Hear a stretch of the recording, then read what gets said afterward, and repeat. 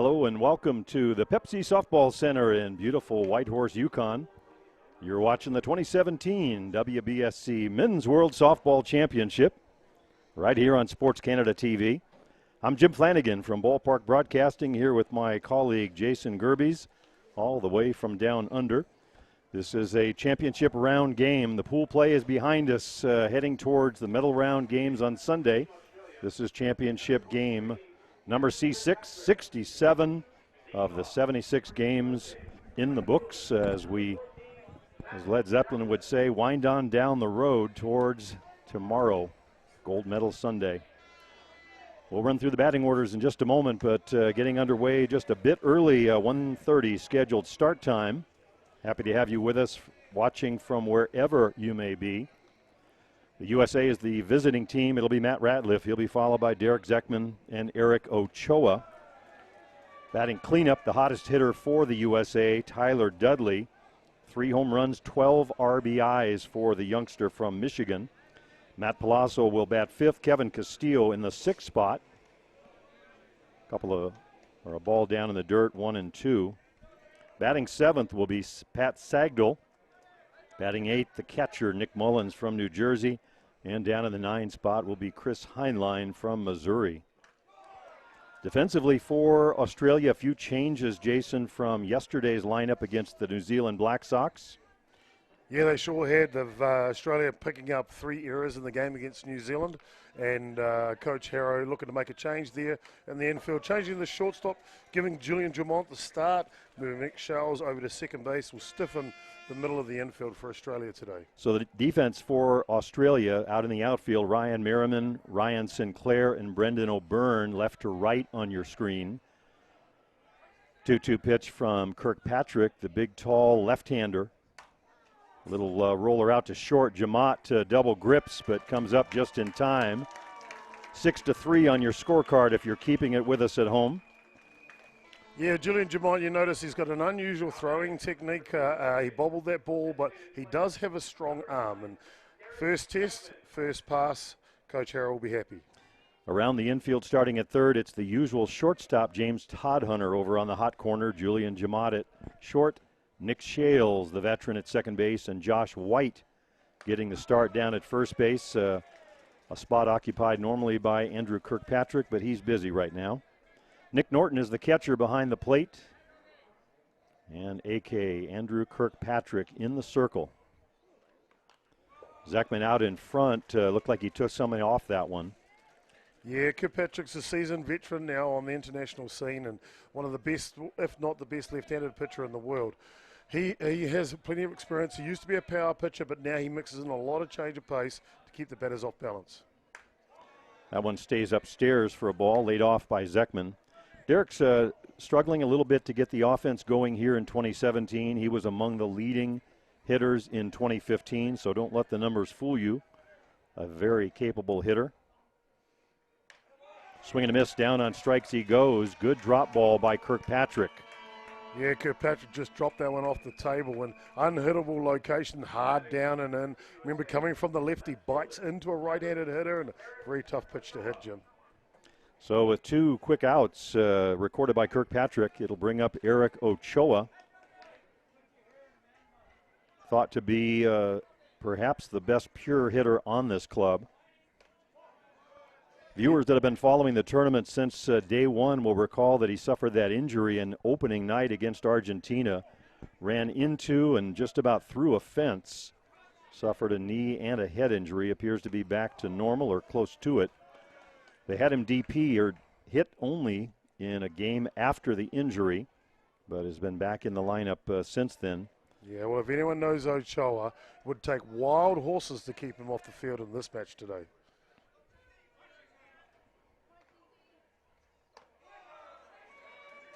Eric, one of 4 players on this roster from California, my home state. Marcus Tan, another. Kevin Castillo, the third baseman. And Chase Turner from Northern California. Eric from down near San Diego. Lined her a little base up middle. That'll be a board for Ochoa. Little ground ball just scooted on through the infield. Yeah, Ochoa not looking to do too much with that pitch. Drop ball on the outside edge, and he just picked it and dispatched it straight up the middle. The biggest hole defensively for any team, straight up the middle, right past the pitcher, and safely on board for the first base runner for USA in this match. Here is the hot hitting Tyler Dudley on the front page of the local newspaper, the Whitehorse Star, and for a reason.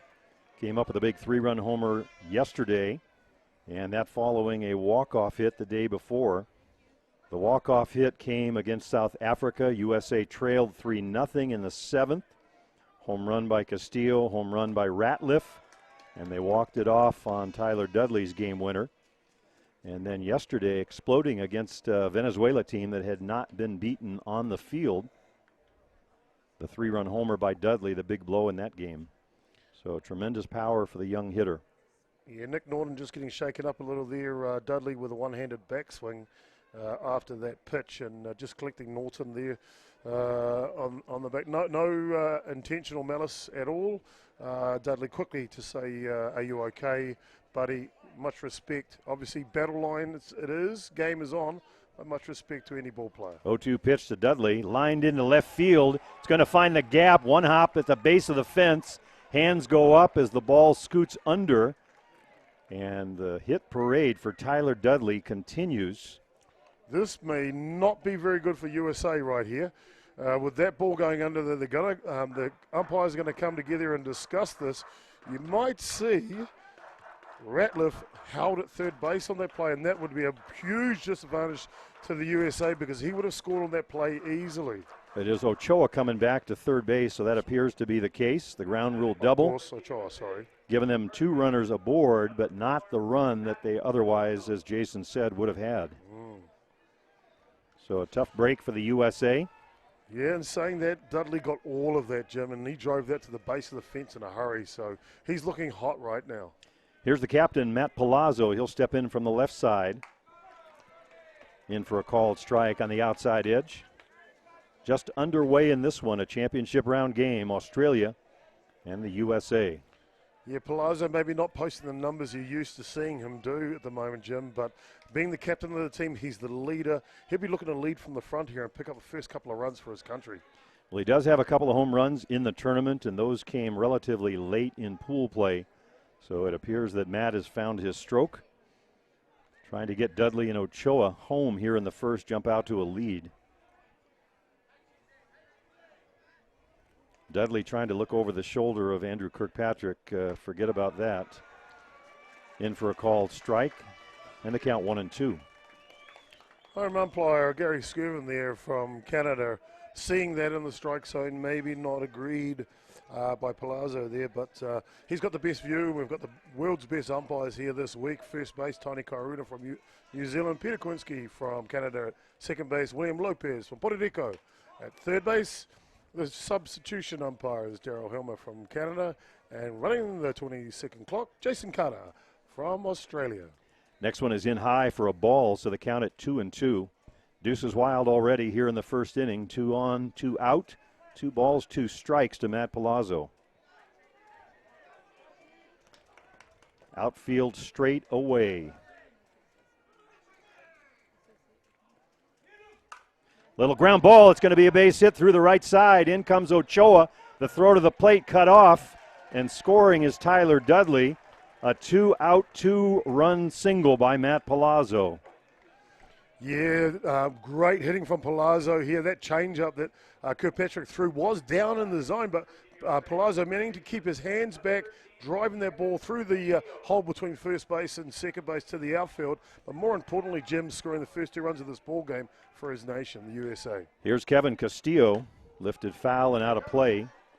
Castillo had one of the big blows in that walk-off win against South Africa, their last pool play game. As we said, they trailed 3-0 in the 7th.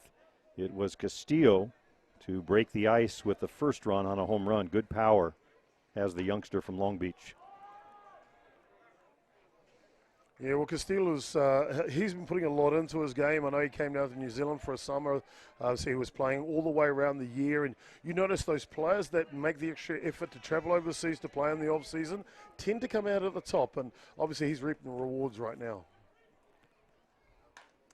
Change up, and he holds back, hits a one deep to short. Jamot can't pick it up cleanly. And Castillo aboard will go to the official scorer, Mr. Gerbes, on that one. Yeah, definitely an error there. And one of the things I noticed just looking at Jumont's glove, he's got a very, very big glove for a shortstop. And sometimes you want to get a good quick transfer. Larger gloves allows you to give more reach. But right there getting stuck. And unfortunately for Coach Harrow, the errors are appearing again. Here's Pat Sagdal. First pitch swinging and a miss. Foul tip. It is Matt Palazzo at second. Down at first, Kevin Castillo, 2 outs in the inning. Sagdal with tremendous speed, one of the fastest runners on the team, if not the tournament. Ball upstairs, high. Got to say, Jim, looking across the squad for the USA team, a lot of them are very good peak condition, and they're obviously been putting the extras in to get ready for this tournament. It means a lot to them. They know it means a lot to USA, and they're ready to play. 1-1 pitch from Kirkpatrick, taken off the plate for a ball. That is the big change, Jason, between the 2015 team in Saskatoon that missed the cut for the championship 8 and this team. It's a new young core, very athletic, speed, one of the keys for the red, white, and blue. Oh, this is the best USA team that I've seen since 2004, Jim, when you had Michael White in there and you guys picked up the bronze medal in Christchurch, New Zealand. I've been very impressed with them from day one. And always knew they're going to be there somewhere close to the end of this tournament. So the count now at 2-1 on Pat Sagdal. Swing and a miss on a good drop ball. Bottom falls out of that one. Good location by Kirkpatrick.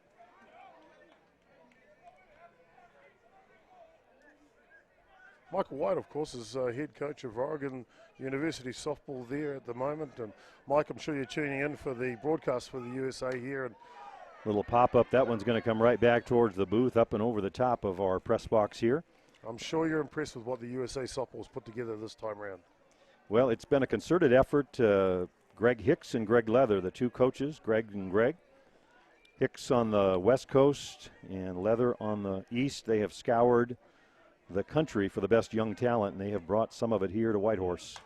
That one's a little flare into center field. It's going to drop in. Coming around third is Palazzo. He'll score standing.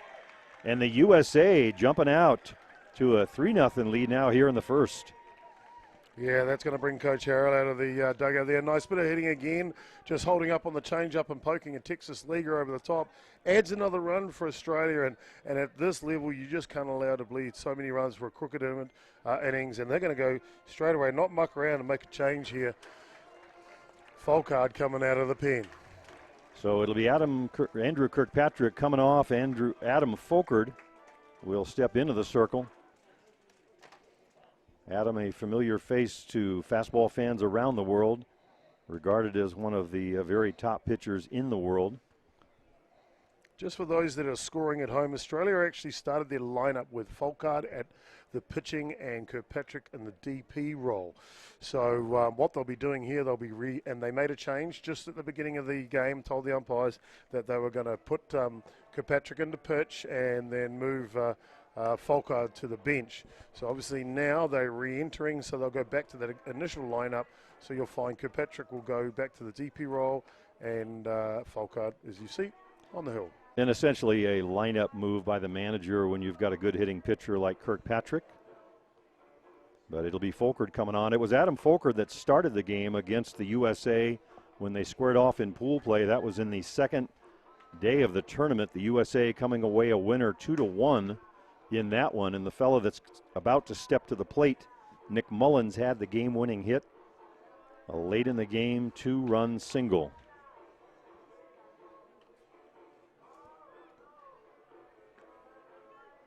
So don't close the book yet on Mr. Kirkpatrick. The runners aboard belong to him. It is Kevin Castillo at second and the speedy Pat Sagdal over at first. Still 2 out in the inning. 3 runs in for the USA as they continue to be one of the hot hitting teams in the tournament. Coming off an 11-3 win over Venezuela yesterday. The momentum continuing here. Folkert working quickly here. Swing and a miss by Mullins on the outside part of the plate. Yeah, well, Folkard comes into this game not having his best tournament, to be fair. A 4.91 ERA. Now, you would never associate that with the name Folkard at all at any tournament, but he does have a minor injury. However, yesterday he threw 4 almost perfect innings against New Zealand to start that match. The 50 got touched up, so he lasted 4 innings and threw very good softball. So if they can get some of that production from him here, Australia could have a chance. 1-1 is the count on Nick Mullins. 2 out, 2 on for the U.S. in the first. So that one bounces in the dirt, and Norton can't find it. Around third, but holding is Castillo. Not much real estate behind home plate here on field 1 or field 2 for that matter. But there is a wooden board around the perimeter at the base. So you've got to be careful if you catch one in a corner. You can get a funny hop. It'll kick sideways and allow some runs to score. Yeah, just think maybe they got crossed up there, Nick Norton, that last pitch, and with a runner on 2, and maybe with Folkard coming out into the game, they hadn't quite settled those signals back down, what they were doing, and that one going back to the screen there with 2 outs is a bad situation, because any other mishaps now, any errors, allows another run, and you don't want to give up more than 3 runs in this innings. So Castillo at third, Sagdal now at second. 2-1 is the count to Mullen.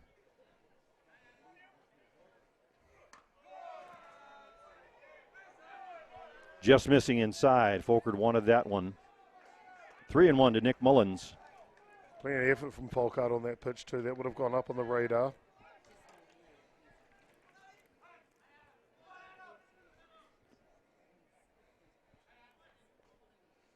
Swing and a miss, buries the drop ball down. That'll run the count to full 3-2. Now Nick Mullins is obviously a very experienced player, but his numbers this tournament have not been good at all. Only at $1.82.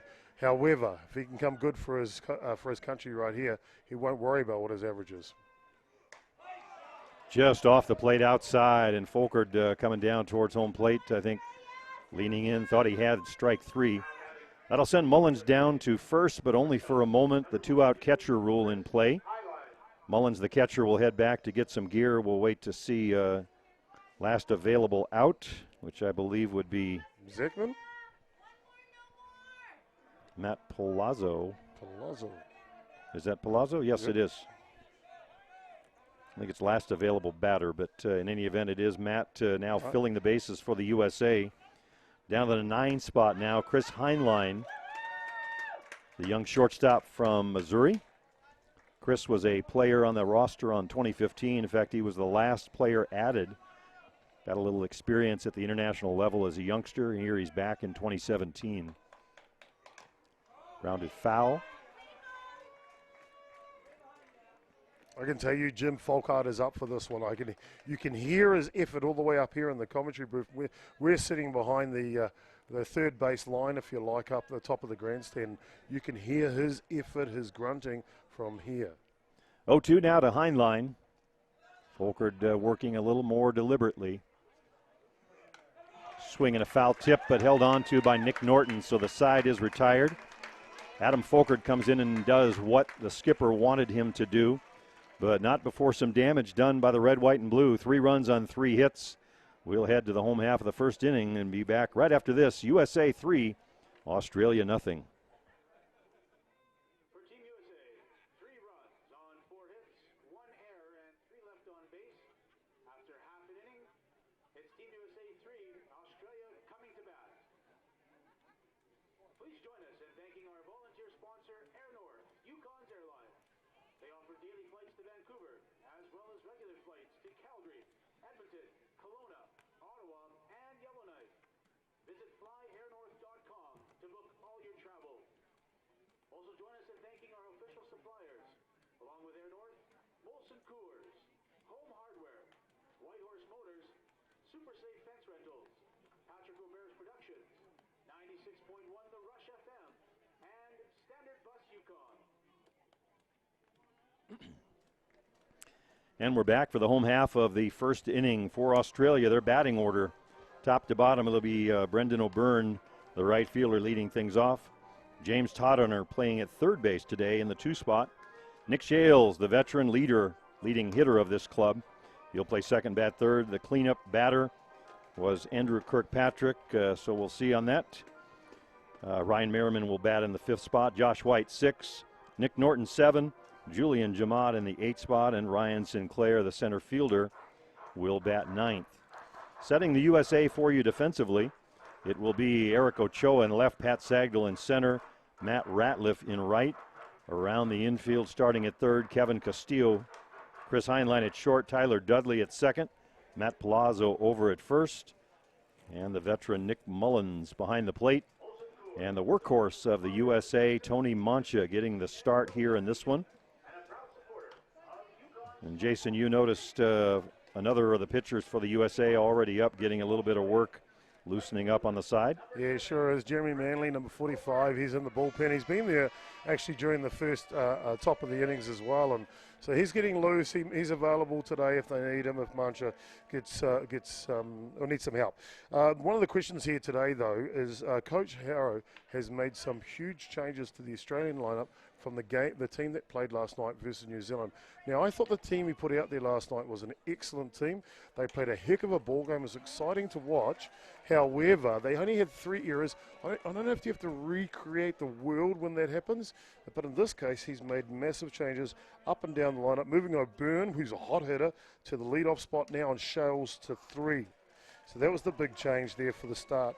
So it'll be interesting to see whether those moves pay off. He's dropped the DP, Lewis Weldon, to the bench. So he's made wholesale changes through the lineup today, not only in the field, but also in the batting lineup. Well, you mentioned Todd Hunter struggling defensively. The move to Jamot at short already resulting in at least one of those 3 runs, as Julian committing an error in the first. So opening the door for second guessers, but you make the moves that you feel from your gut. You have to make those decisions on the spot. It's always easy to look back and say what you might have done, but the responsibility is the skipper's. Yeah, in my mind, I like to see little changes, not wholesale changes, you know. The team was a very good team that he put on the park last night, and they played an outstanding game. So, but the great thing, I guess, with bringing O'Byrne to the leadoff position, he is so hot right now at 400, and as you see right there, picking up a leadoff walk, just what Australia need to try and answer back at the beginning of this ball game. Well, Manley pitching around, or Mancha pitching around him, and winds up with a walk. The batter for Australia will be James Todd Hunter.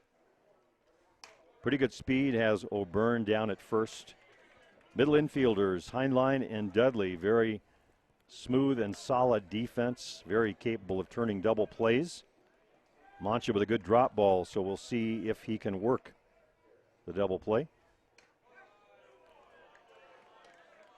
Jim, I've been an admirer of Mancha for a long time, and since he joined the USA national team, he's really helped to lift that ball club again up to the heights where we used to see USA all the time. And he's a workhorse. He will go all day out there if he has a chance. That one lifted out into left field, looks to be playable. Back towards the fence goes Ochoa, makes the catch, and on the play, O'Byrne scooting down to second base. Good hustle by the leadoff hitter.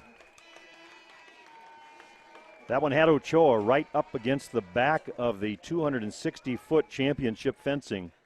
Todd Hunter just missed that one, Jimmy.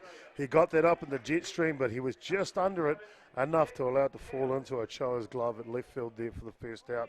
However, O'Byrne showing his pace, as you said earlier, tagging up on that and easily making it in the second base on that fly.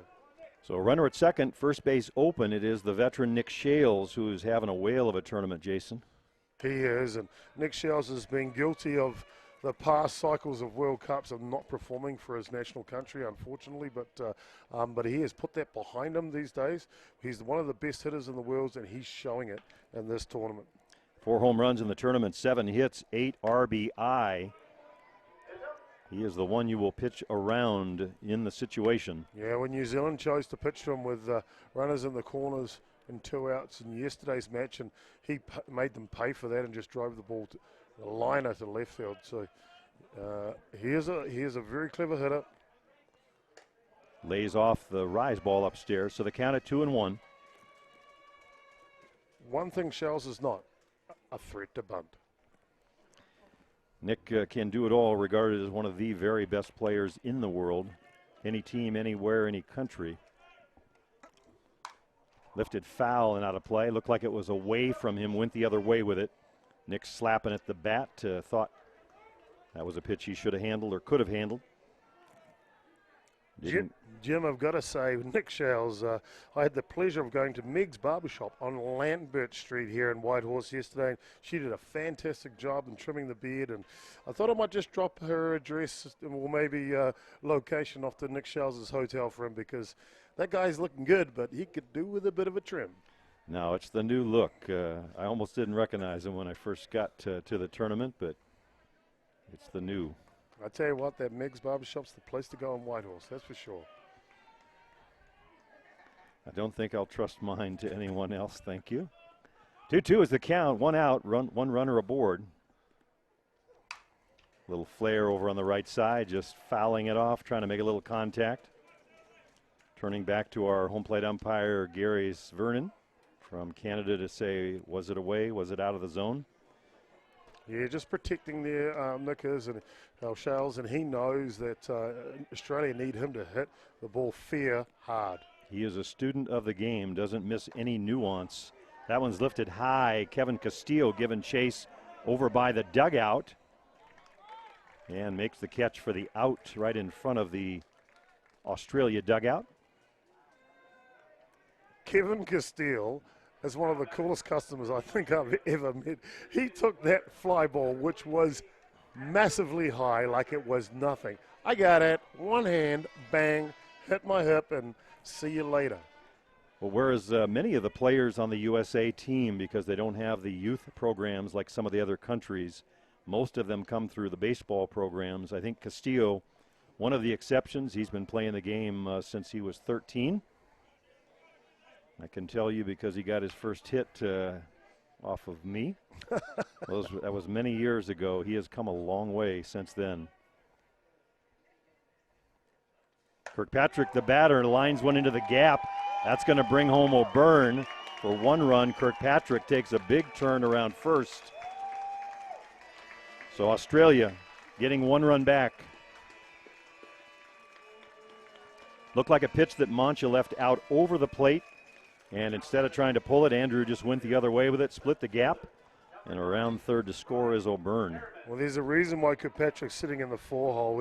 He's an elite hitter in the world these days. And not many pitchers can hit the way he does, but he is so good to see him bounce back from his pitching in the first innings. Here's Ryan Merriman. He pops the first one up. It's going to be in the foul territory.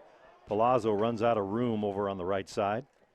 It was so good to see Kirkpatrick bounce back from the rough up he got in the first innings there from the USA and come and produce a solid hit like that. He knows how important it is for his country to get on the board and answer straight away. With the score only being 3-1, it is very close, and anything can happen from this stage. Easier said than done, too, but Andrew in the lineup most every day, one way or the other, and has his hitter's cap on now, drives in a run, and it's a 3-1 score. Merriman comes in with a 400-plus average, 3 RBI for the Aussie Steelers. In for a called strike on the inside part of the plate. Mancha with a good drop, good rise, but it's I think the drop, the bread and butter. He will throw the good change from time to time. Hard one in, just missing off the plate. Las Cruces, New Mexico for Tony Mancha. Played a lot of ball down in the Houston, Texas area also. We're going to radar gun here today, Jim, but I would say Mancha will be throwing, well, I guess in kilometres for the Australian viewers would be somewhere around about 125 to 128 kilometres. So I guess in miles, what would that be, Jim? I'll need help during the inning. That one's a 3-2 pitch, grounded foul up along the left side. I've been struggling with Celsius over Fahrenheit all week, and now you ask me a tough question like that. Mid-70s, high 70s. We've got our resident statistician, and not only that, but the director of Sports Canada TV, Adam Donnelly. Thank you, sir. I would say that's about right. Right around upper 70s, 78, 79. From 46 feet, it gets there in a hurry. 79 to 80 miles an hour. There you go. That one's off the glove of Mullins, goes to the screen, but it's ball 4 anyway. So Kirkpatrick winds up at second base, and Mancha in a little bit of trouble here. 2 on with 2 out. It'll be Josh White, the first baseman. He looks to retire. And Josh White has a little bit of pop. He has a home run with 5 RBIs in the tournament so far, and he would love to add to that total right now. A pop right here would really turn this game on its head. And Nick Mullins perhaps thinking the same thing. Jason just goes out to have a quick word with his pitcher, Tony Mancha. Yeah, and of course, Jim, with the first time a runner being on 2, just making sure on the same page with the signals. And for those who don't know, the catcher will throw down a few signs or fingers between his legs to indicate to the pitcher what he would like him to throw.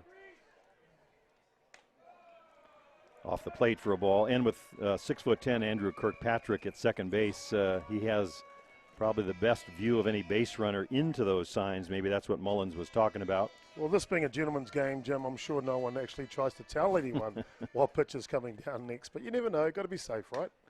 Foul. That one's going to be out of play. Part of the game. Since the days of Bobby Thompson, before our time, yours and mine. Stolen signs. Quite interesting, the difference between baseball and softball on that point, Jim. And I understand in baseball they're very, very against it. And if a pitcher finds out. Line down the right field line. That one hits our first base umpire, Tony Kiaruna from New Zealand. You know what? Tony Kiaruna, he is from New Zealand. He's got legs like tree trunks, and he's a tough cat, and he'll take that off the leg and smile like he is down the line there. You don't want to rub that one, Tony. He knows the rules, so he won't be doing that either. And good to get the umpire in the game, right? That's going to leave a mark. So a ball, 2 strikes is the count on Josh White. Runners at first and second.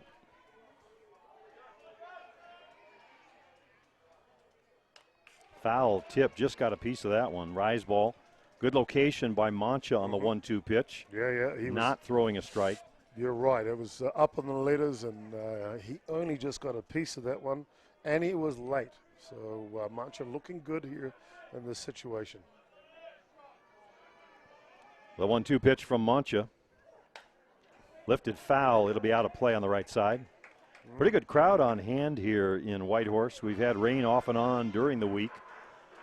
Clouds in the sky, a little overcast. They tell us we will get some rain at some point today, but they've managed to play through it, get the fields ready, and it's very nearly a full house here with a pretty good crowd in the VIP section too. Still a 1-2 count. Lined into right field, right at Matt Ratliff. He can't pick it up cleanly. Kirkpatrick coming in to score. Around third, all the way around, and the throw in the dirt. But they keep Merriman over at third. Looked like Ratliff, perhaps a bit undecisive, started to try and make the catch and then thought better of it. Did manage to keep it in front of him. The ball kicking off his knee, I believe, or his shin. Jim Ratliff on that play tried to do an elite move, and that's to hold your glove up like you're about to make the catch. And the idea behind that move is the base runners will freeze and not take off. But he was too cute with that, and what he didn't do was field the ball properly. And he very lucky Australia didn't pick up 2 runs on that play, just the 1. Second and third, the batter for Australia, Nick Norton, the catcher, still 2 out. Josh White would have been stoked with that. Picking up an RBI, that's 6 RBIs for White here. And the money end of the tournament, that's when you really want to convert.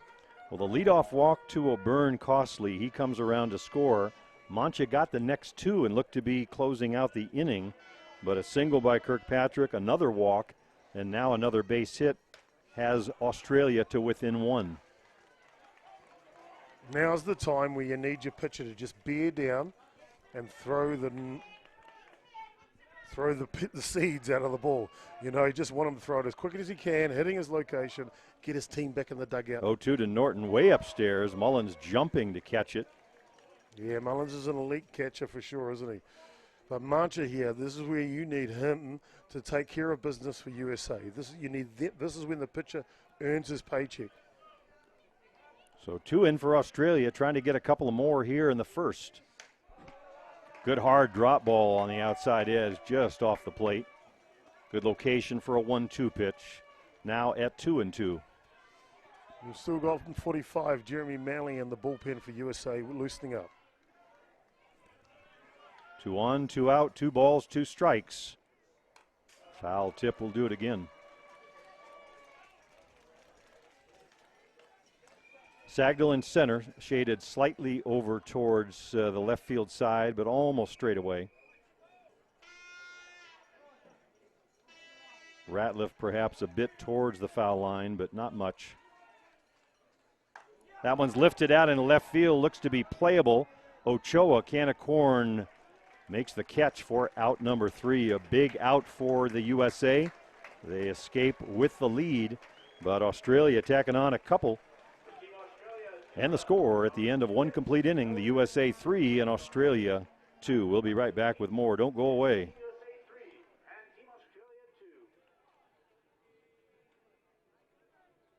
Home Hardware welcomes all participants to Whitehorse as an official supplier of the 2017 WBSC Men's World Championship. They offer Whitehorse's only covered lumber yard. Super Save is a proud supporter of the 2017 WBSC Men's World Championship. Yukon's #1 fence rental and propane supplier, Super Save provides for all your special event needs.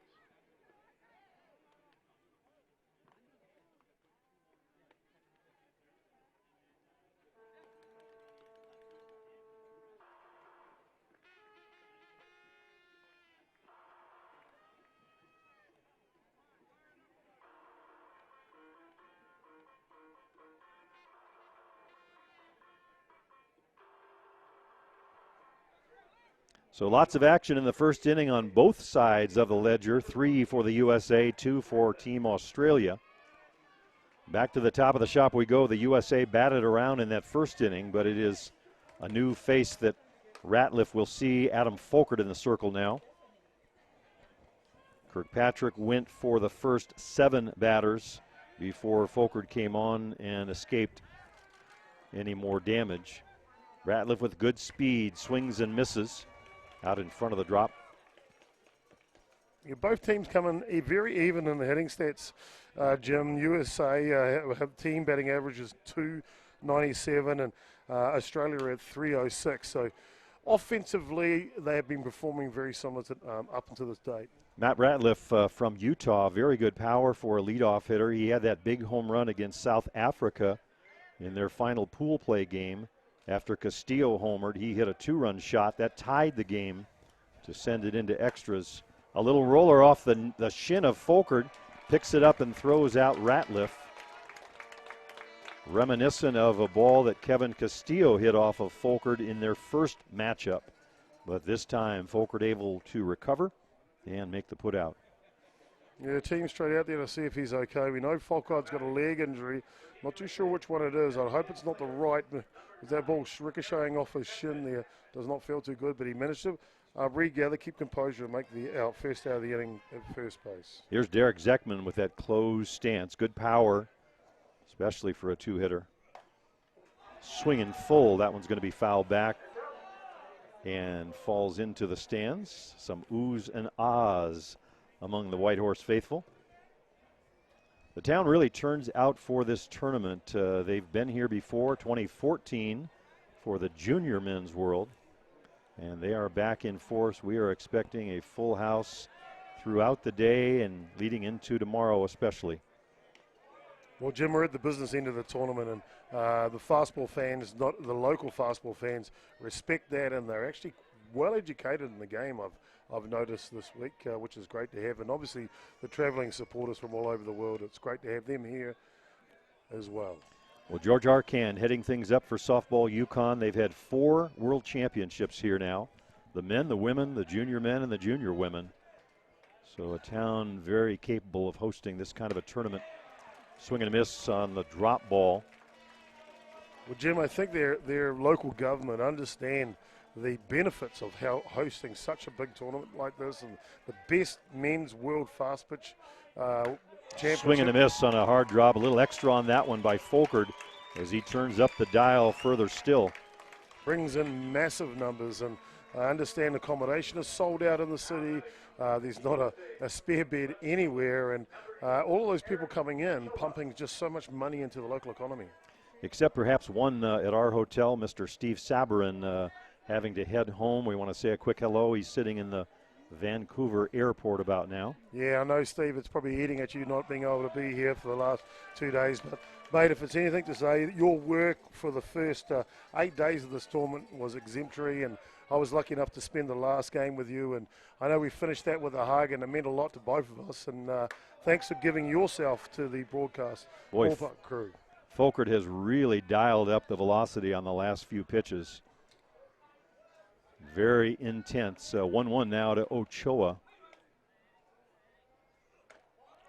Drop ball away. You can hear him, or at least we can from here, the grunting with each and every delivery. No Folkert, fuel left in the tank.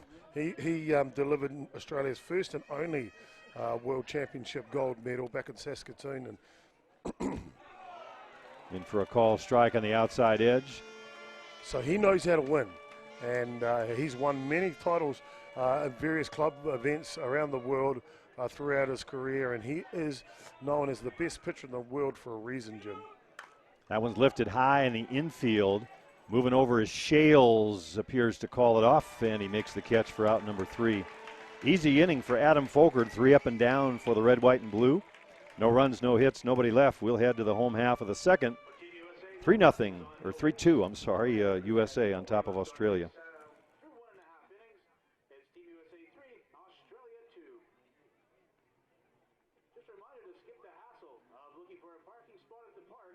There's a free shuttle from several different hotels downtown to the Pepsi Softball Center.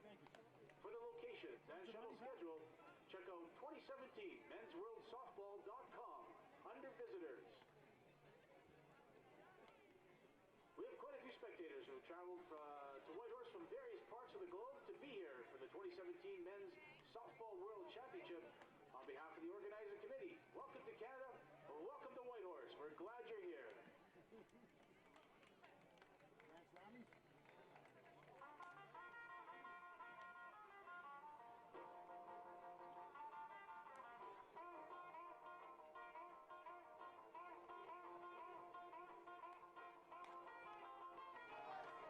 Home half of the second inning, Australia will send up their 8, 9, and 1 hitters. It'll be Julian Jamot. He'll be followed by Ryan Sinclair and Brendan O'Byrne. James Todhunter, if we get that far. These two teams coming in from different directions on the championship pool. There was a 3-way tie for second behind Canada, who was the lone unbeaten team. They got the top seed in Pool A. Argentina, Australia, and the U.S. all tied with 5 and 2 records. Australia got the 2 seed based on runs allowed amongst the 3 teams. Argentina the 3 seed, and the USA the 4 seed. Australia played last night against New Zealand and lost. The USA played against Venezuela and won. So the winner of this game advancing. Line shot right past Mancha. Clean single to center field, lead things off, and it'll bring up Ryan Sinclair. I think that'll also be the end of the ball game for Mancha there on that hard single right up the middle. And while Denny Bucket's got the lead, he's going to go to his ace in the bullpen there and bring in Jeremy Manley. So a break in the action. This pitching change brought to you by Ballpark Broadcasting. Jim, just while we've got a break and they bring in Manley from the bullpen, just got a message here from the Canberra Club supporters in Whitehorse. Say hi to Al, Fiona, Doug, James, Thomas, Sue, Jerry, Julie, Kim, Brianna, Jesse, Pete. Is there anyone left in Australia? Yeah. And Little Jack, as well as to the host families in the Milverton for the hospitality during the pre-tournament tour. Thank you very much for your hospitality and providing Australia with an opportunity to get ready for this tournament. They look in good condition. They look ready to play. And they're going to be up against it now because striding out to the mound, the big guy, number 45, Jeremy Manley. In the first matchup against Australia, the USA started Mancha. Mancha went 5 strong innings. It was Manley to come on for the 6-out save. They trailed late, the USA did, 1-0. The 2-run single by Mullins won it. Manley getting the request to come in and relieve Mancha much earlier today, but as you said, the skipper Denny Bruckert for the USA looking to protect that lead. Sometimes easier to hold on to if you have it than to try and regroup and catch him again. Yeah, well, Jeremy Manley comes with an extensive experience. This is his second World Cup, I believe, or second or third World Cup actually, and he was successfully winning a gold medal for New Zealand back in 2013, pitching the final there. So he knows how to win, and in a big game situation, he's the man you want to go to on this pitching staff. But Jason, the question in this tournament for Manley, we haven't seen a lot of him, and the question around the tournament is why, and we know there's an injury involved. Yeah, he sure does. He's got some leg issues around the knee and the ankle, and he's managing that, and he's talking to the USA coaching staff and saying, okay, this is where I'm at as far as, and they've been good. They've allowed him to have the time between starts to get his body back in position. So if Manley can stay healthy here, USA have a chance to not only medal, but medal in a really nice bright color.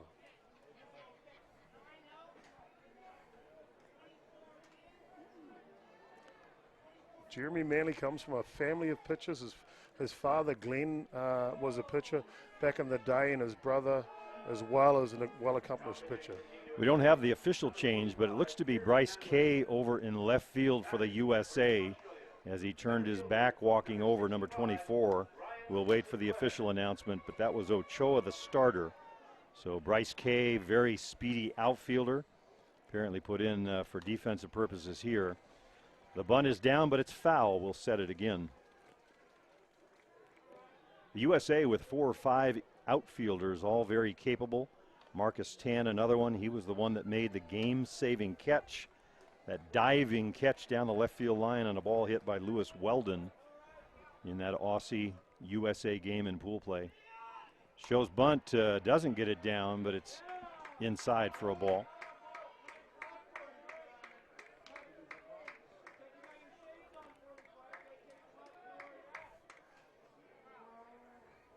Or was it an illegal pitch call? That's what I'm waiting to see. Possibly, and look, the only one thing which you don't want to happen to Manley on the mound is to get into confrontation.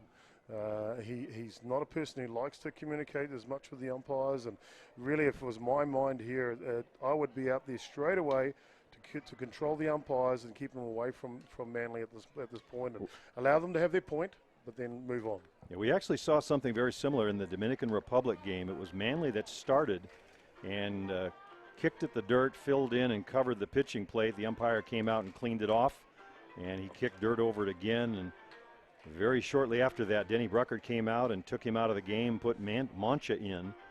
They went on to win the game 12-2, but it was an upset Jeremy Manley, and it looks like maybe more of the same here. Jim, and look, to be fair, this is just a discussion about maybe some footwork. You never see this. You know, it's a very simple thing. Okay, your back foot is off, or your front foot is moving a little, and that's all you got to say, and then have your piece and move back. But having the coach having to come out here and settle things down, you can see Denny Bruckert, he's a very experienced head coach, and he'll be out there to try and say, okay, you made your point, but what about this, and let's go from there. Now you can see him. He's going to try and calm down Manley. Say, look, buddy, okay, don't worry about them. Focus on your task. Let me take care of the umpires for you. But you see him put his hands there on his shoulders, say, we're behind you. Just do what you are capable of doing. The count now 1-1. It is Jamot still out at second base. I believe, Graham, also USA have got up in the bullpen their lefty specialist. Dwayne Weiler. Weiler, the youngster, first time in international competition. Got thrown into the game against Canada. Walked in with the bases loaded. Tough spot for the youngster, but he's up and throwing again. Has picked up a couple of wins during pool play. But it is Jeremy Manley they asked to get them out of this inning. Line foul down the right field line. I think sometimes just on what the umpires may have been talking to Jeremy about, Jeremy does have I guess, a little hitch in the way he gets ready to step. And what he does with his front foot is he lifts it straight up and puts it straight down. Now, they're saying you're not allowed to do it. You've got to keep both feet in contact. And you only make one step, and that's with your striding foot. But he allows his right foot to go up and down, and sometimes if he moves it ahead just a fraction, he gets pinged for it. Little grounder to short, over to first for the out. Heinlein to Palazzo for the 6-3 put out, moving over to third. On the play is Jamaat. He represents the tying run. Jim, I tell you what, Coach Harrow would love to have your middle infield at the moment because Dudley and Heinlein are elite. I've watched them all week. They're smooth with their footwork and their transition with their glove, might I add, is a true small glove for an infielder, is elite, and they make those plays look simple. Here's Brendan O'Byrne. He started the game off with a walk, came around to score the first run for Australia.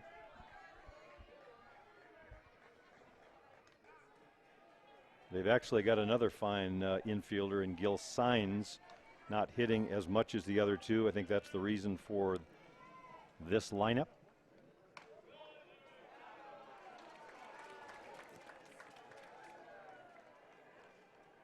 The count's 1-1. Yeah, well, Mullins is going to have to work hard behind the dish here because anytime you're going to get Manly questioning the umpires, if you like, out there in a discussion, you're not going to get any favours when it comes to the strike zone. Swing and a miss on a beautiful changeup. Way out in front is Brendan O'Byrne. Manly just throws a frisbee on that one. That seems unfair because he brings the heat with his rise ball, and that thing just sailed like a kite. No tip to it either. Way out in front was O'Byrne. The count now at 1-2. Grounder down to third. Castillo's got him in a rundown. Throws to Mullins. Back to Heinlein. He'll tag him out. So the out recorded, moving down to second base. Or not.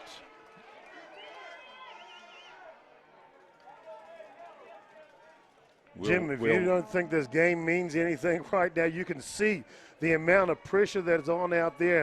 And both teams, the USA and Australia, applying it to the umpires. And Gary Skirvin behind the dish has got his hands full this afternoon. Amazing play there, though. Castillo heads up, gets the runner trapped in a rundown play there. Don't worry about the batter going to first. Let's get him. Throws it down to Mullins at the catching position. I thought Mullins held on to it just a little bit too long. Let go of the ball to third base, but didn't get out of the running line of the runner for Australia there. Interference. He comes home safe, and we'll wait for that to be confirmed from the umpires.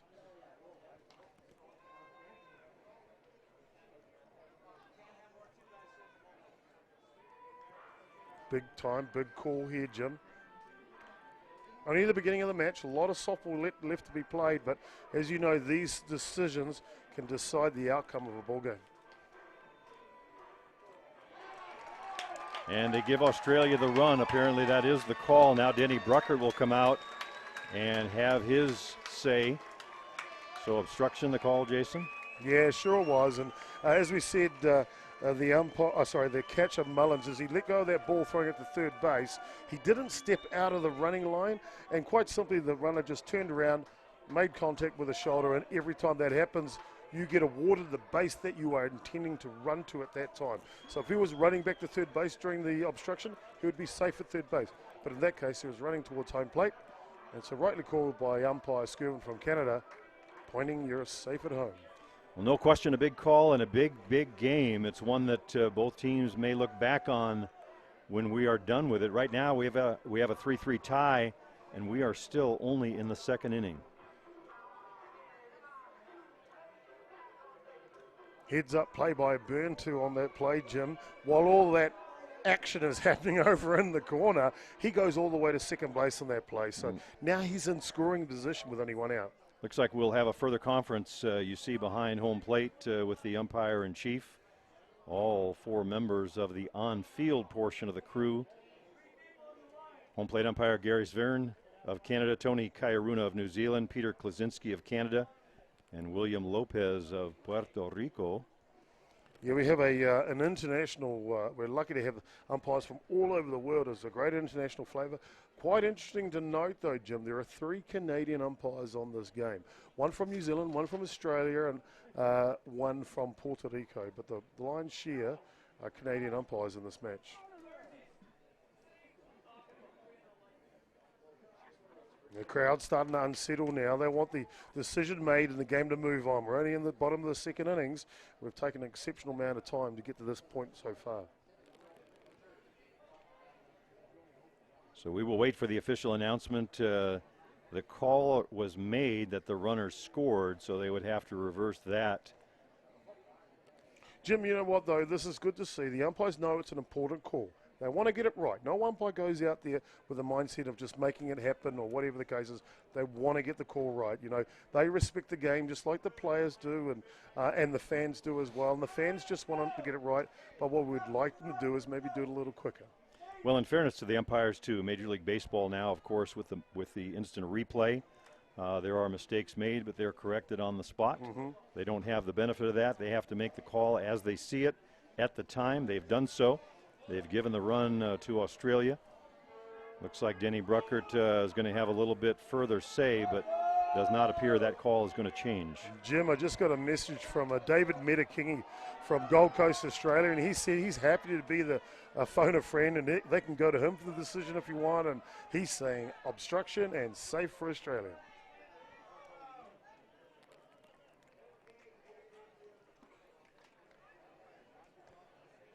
Manly taking some warm-up tosses to the shortstop here because quite a halt in play here, and don't want to stiffen up that knee or arm or start to get that lactic acid going, so it's important to stay loose.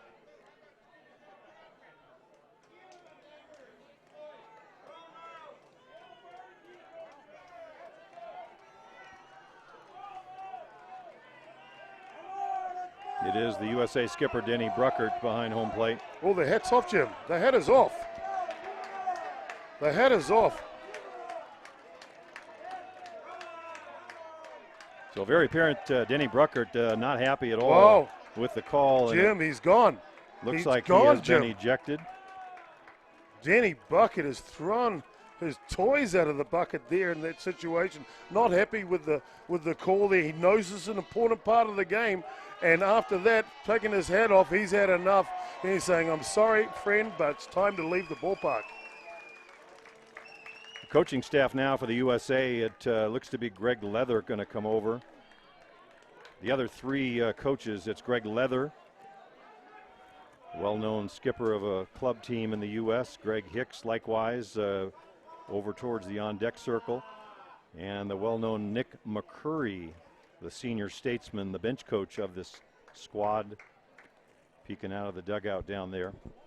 Jim, you just look back in a moment of around about 10 minutes, Denny Bucket had two different jobs to do out there. 10 minutes ago, he was at the mound with his hands on the top of the shoulders of Jerry Manley, calming him down. And then 10 minutes later, he's at the backstop, ripping his hat off and disgusted with their decision at the play and how he's out of the ballgame. Well, it's a big call and a big turning point. The question here is how the USA will respond. They've had a good tournament thus far. The USA jumped out to a 3-0 lead, and they have tried to hold the Tiger by the tail. Right now, Australia tied at 3 with O'Byrne down at second base. The batter will be James Todhunter, the third baseman for Australia. That one sails to the backstop, and over to third goes O'Byrne. Manley does not look healthy out there, Jim, does he? That knee or ankle was, they've had the luxury of giving him a couple of days between starts or performances leading up to this point, but obviously pitching yesterday and then having again to come in so early into this match, they would have hoped not to use him so soon. 1-0 pitch to Todhunter is lifted foul over on the right side. Palazzo giving chase, as is Dudley, out of play.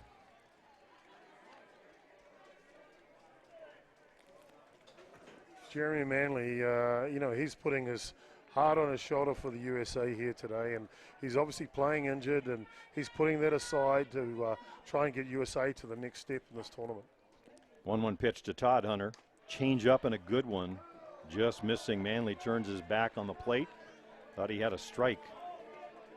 Yeah, Jim, it's a good idea for the pitcher to turn around like that and get to the back because the shot clock is going, and if you receive at the back of the circle, you can get to the block a lot faster. So Manly maybe not too worried about the pitch, but he's definitely getting ready for the next one. 2-1 pitch from Jeremy Manley off the plate outside for a ball. Tyler Dudley leaning in to have a quick word to Jeremy Manley. Trying to keep things on an even keel here in Whitehorse. Change up and a beauty. In for a called strike. Manley motioning at our home plate umpire as if to say same place as the other. Yeah, well, we're lucky though, Jim. Gary Skirvin from Canada is one of the best umpires in the world, and the way he sees it is the way it is. Counts full now, 3-2.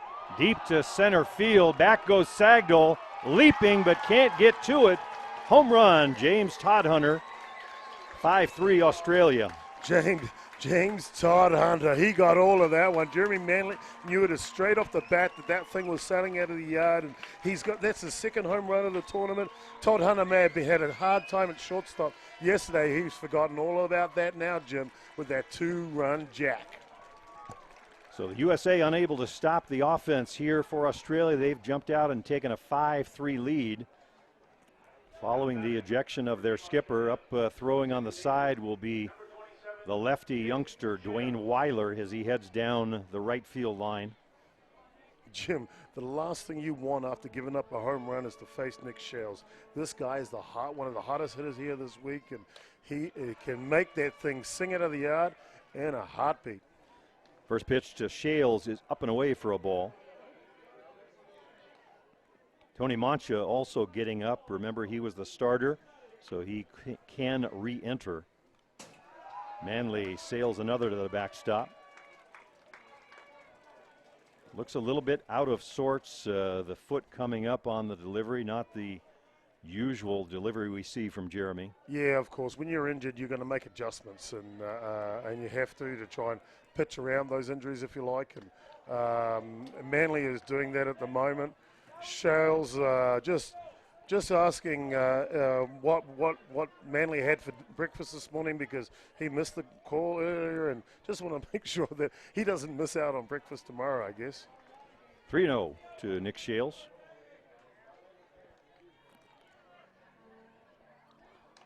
In for a hard strike on the outside edge. Manley reaching back for a little. Defense is straight away. Great speed in the outfield. It's Kay in left, Sagdahl in center, Ratliff over in right.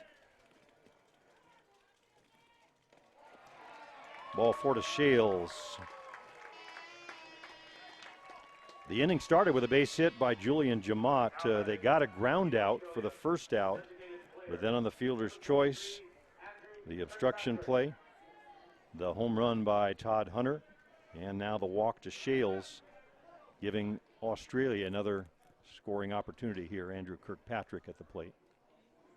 Okay, just taking a little bit of time here, and first base umpire Tony Kairunga from New Zealand, just out there to make sure that the new acting head coach understands the situation of the block and making sure they're happy about it, and there's no confusion. And it's nice for an umpire to give a warning in this situation instead of going straight to the illegal pitch. I think, for me, I think that proves that the umpire's willing to work with the players and the coaching staff.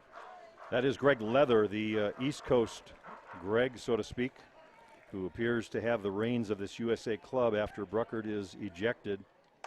Lined up the middle, base hit. Picking it up is Sagdahl. That'll keep Shales at second. He bluffs, but that's all it is. Kirkpatrick is a wily hitter. He knows when a pitcher's been spoken to by an umpire, especially to do with footwork, you go at the first pitch because they've got to take something off their delivery just to get it in there. And he took advantage of that and punched it straight up the middle for a second hit of the ball game. And it looks like that's going to be all for Jeremy Manley as Greg Leather takes the ball, and Manley will head back to the dugout. We'll wait to see whether it's Mancha again. Yeah. Appears to be re-entering. Yeah, he sure is. Mancha just noticed there he threw about 5 pitches in about 2 seconds. He got himself ready to go in a hurry there, and he knows his country needs him right now. And you know what? Have you ever met Tony Mancha before? He is more than happy to deliver in this circumstance. 2 hits on the day for Kirkpatrick, his second single. So he is at first. Nick Shales down at second. He'll come over and have a word with the skipper, Lang Harrow, over on the third base side. This pitching change brought to you by Ballpark Broadcasting. Yeah, and you would know in the softball circles that with Manly coming out of the ball game there, he wasn't a starter, so that's the end of the game for Manly. You cannot bring him back into the ball game here, so you got to go the whole way with Mancha or go to the lefty specialist Weiler and for the relief. No tomorrow for either one of these teams. The loser will be eliminated. The winner will move on and play Argentina this evening. That for a spot in the bronze medal game and a shot at possible gold. Tell you what, Jims, it feels like we've played 7 innings already. You know, remember USA jumped out with a 3 spot in the top of the first innings and just looked outstanding there to get the game going. But Australia just won't stop battling and coming back at them. And Australia now picking up the lead and forcing USA to make their second pitching change. Still plenty of confidence on the USA side. They have shown the ability to come back, as they did against South Africa. Down 3-0 in the 7th, came back and won it. Trailed Australia the first time, 1-0 late. But Australia Steelers right now on the verge of breaking this one open. Ryan Merriman will step in. He walked his first time up, and that was with Mancha. Merriman having a hell of a tournament this week, Jim. He's hitting 417 with 3 RBIs and 1 home run. And he'd love to add to any one of those totals right here. Swing and a miss. That one goes to the screen, comes right back to Mullen, but the runners move up 60 feet. Kirkpatrick down to second. Shales over to third. Good composure there from Mullins behind the dish. That thing sprung straight back to him as he turned to try and look at making a throw. Unfortunately, collided with the home plate umpire, Skirvin there. Skirvin's right in the thick of it, isn't he, today? Yeah, I think both runners off as soon as the ball sailed. Lifted out into deep left field. Forget about that one. Up and off the back fence. Over 280 feet away. 3-run homer now. 8-3 Australia. Ryan Merriman with a 3-run shot has rocked the USA. Ryan Merriman, maybe one of the best bats he's ever had in his life right there. And he picked up that rise ball and he put it on a Qantas jet and sung it out of the ball yard in a hurry, Jim. So big momentum change we've seen. The USA, it was all red, white, and blue in the first. 3 runs as they batted around. But Australia has come storming back and then some. Base is clear now. The batter, Josh White.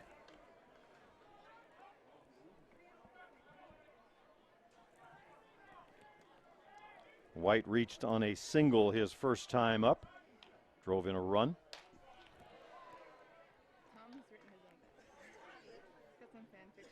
Still in the second inning. Yeah, this game is racing along here, but a lot of action but a lot of important action. But one thing to remember. Fouled up and out of play. We've seen 11 runs scored here in just under 2 innings. So that means there is a lot of softball left in this ball game. And trust me, Jim, I've seen USA play. They will not give up here. And they were the comeback kings the other day against South Africa. I'm sure they've got plenty in the tank to fire at Australia when they get up to bat. 3-1 now. Mancha working to White. The key here with the bases clear is to try and get his team off the field and back to hitting. That one misses way upstairs. It was control problems that got Tony Mancha in trouble against Team Canada. Yeah, that's the last thing you want to do there, Jim, is walk another runner on. And all you're doing for Australia here is moving them down the line and they're passing the baton to the next guy. And you want to try and pick up as many outs as you can as soon as you can in this circumstance for USA. Here's Nick Norton, flied out to deep left field in his last trip to the plate.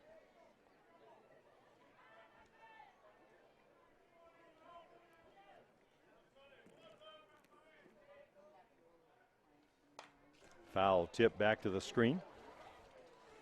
Got quite a collection of softballs. Don't know if the camera will pick that up at some point, but since the week started, I think we're up to about 8 or 9 now stuck to the screen. So if we run short, we know where to go. 1-1 pitch. Dwayne Weiler, the young left-hander for the USA, continuing to throw down the sideline. There you see them. Our reserve supply of softballs for the week. Thank you, Sports Canada. That one's lifted out into center field. Back to the warning track as Sagdahl looks to have room, makes the catch. Bluffing is White as the throw gets away. And the USA surrenders another 60 feet on the throwing error. Oh, Jim, I think you'll take a long time before you see that happen again there. And great catch, obviously, at Sagdahl at centre field there. But Dudley and Heinlein not communicating on that throw in. A great throw from the centre field of Sagdahl, but no communication. And so Dudley lets it go through, it then skips away, and it allows a cheap another 30 feet from that instance for the Australian team. Here is Julian Jamad for the second time in the inning. It was he that started everything with that clean single to center. Moving over to third on the wild pitch is Josh White. Jim, you know what? Ever since that obstruction call, things have just imploded for the US here. And, sometimes, and I know the coach has got to stand up for his team, but sometimes you just got to take your poison and then just move on, Park that situation. It was an obstruction and then move on, because all that's happened since that point has just turned south for the USA team, and they've got a big bridge to climb when they come back.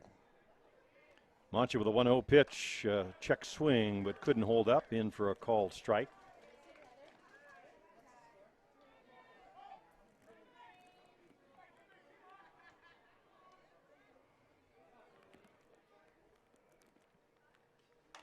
Foul, tip off, and out of play. But remember, even before the ejection, Jason, we had the conference at the mound, the discussion with Manley, and I think sometimes you want your reliever to come in and settle things down, and it just seemed like the pot was getting stirred. That can unsettle a team. Meanwhile, Mancha reaches back with a good hard drop ball in for a called third, side retired, but not before the damage done by Australia. They score 7 big runs. They have an 8-3 lead. We'll head to the top of the third. Be right back after this. Productive inning for Australia, 6 runs on 4 hits, 1 error, 1 man left on base. After 2 complete, it's Australia 8, Team USA 3. The 2017 Men's World Softball Championship is powered in part by volunteers. A big thank you to the record number who signed up to help host this event. When you see one in their red volunteer vest, please give them a smile. For latest game schedules, ticket information, or other details, please visit 2017mensworldsoftball.com. Go to Twitter for current information or to follow games in play. Updates are posted at WBSC Men's 2017. Top half of the third inning, 8-3 Australia over the USA. The loser, as we said, eliminated from this 2017 World Championship. You are watching the 2017 WBSC Worlds via Sports Canada TV, the gold standard in live streaming video. Our director on this one, Adam Donnelly. On the camera is Jillian Landrigan, Elliot Goodyear, and Thomas Malinchuk. On the graphics board, Heather Mays, a Whitehorse resident we are happy to have helping us out here in the booth, providing all of the great graphics you see on the screen. They do all the heavy lifting. We get the fun. Tyler Dudley will step in. He's the cleanup hitter for the USA. As we said, swinging the hottest bat of any hitter on the team, if not the tournament. Well, he's sporting the stars and stripes on the shin guard there. And Dudley, if you've seen his fielding glove, is also on point as well. And he's a really stylish man, but he comes with a lot of skill. Lifted high and deep into left field. Is going to be down the left field line, going foul. Got a pretty good piece of it, but out in front. Yeah, it's a sign of a good hitter right there who can turn and pull Adam Folkard down the line, because Folkard comes with a lot of velocity. So Dudley's obviously seeing the ball very, very well right now.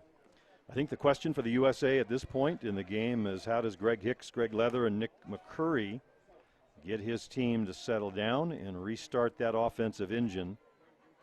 Certainly lots of experience with all of those three. It's a 1-2 count right now on Dudley.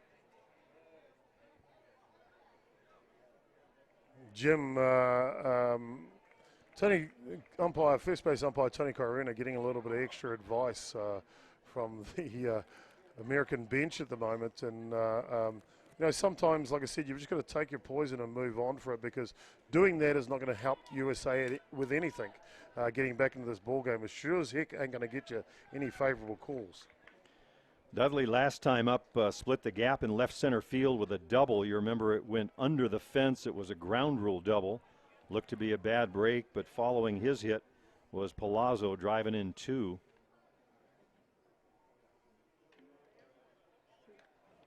I think just making sure here, with the new coach at third base here, making sure the signals are still the same from him. And Dudley's a student of the game, and he wants everything to be on point. 1-2 now to Tyler Dudley. In for a called third strike. He has a different opinion, but out number 1 for the USA here in the third. The batter will be the captain, Matt Palazzo. Palazzo, a veteran of several WBSC cycles, was in Saskatoon 2 years ago. He is the on and off the field leader of this team. I can tell you, Jim, this Australian team is up for it. On that strikeout pitch, the whole team gave it a big cheer running in there. And Nick Shells is obviously leading that team from the front there, but they are up for it right now, Jim. Palazzo lifts that one foul. It's going to be out of play, giving chase Jamot and Todd Hunter. Foul and out of play. Matt, a bit of a slow start here in Whitehorse at the beginning of the tournament, starting to swing the bat. A couple of home runs, including one just a day or two ago. Well, he had the captain's knock up first, didn't he, Jim, today? And so he's choosing to use his bat at the right time of the tournament. And being the captain here, they need some leadership on this USA team right now, and he's the man for it. You're exactly right, Jason. Ball off the plate outside. Folkert nibbling around the edges now. The count 3-1. On deck is Castillo. Swing and a miss, losing his bat on that swing. He'll come back with a 3-2 count. And Palazzo just asking for some stick to come down on the bat. Obviously just a little bit slippery, but you know what? That ball that Folkert is throwing right now is so heavy. The catcher behind the dish there, Norton, if he ain't getting a sore hand, boy, oh boy, he's a tough man, that's for sure. 3-2 pitch from Adam Folkert. Grounder foul up along the right side. We'll do it again.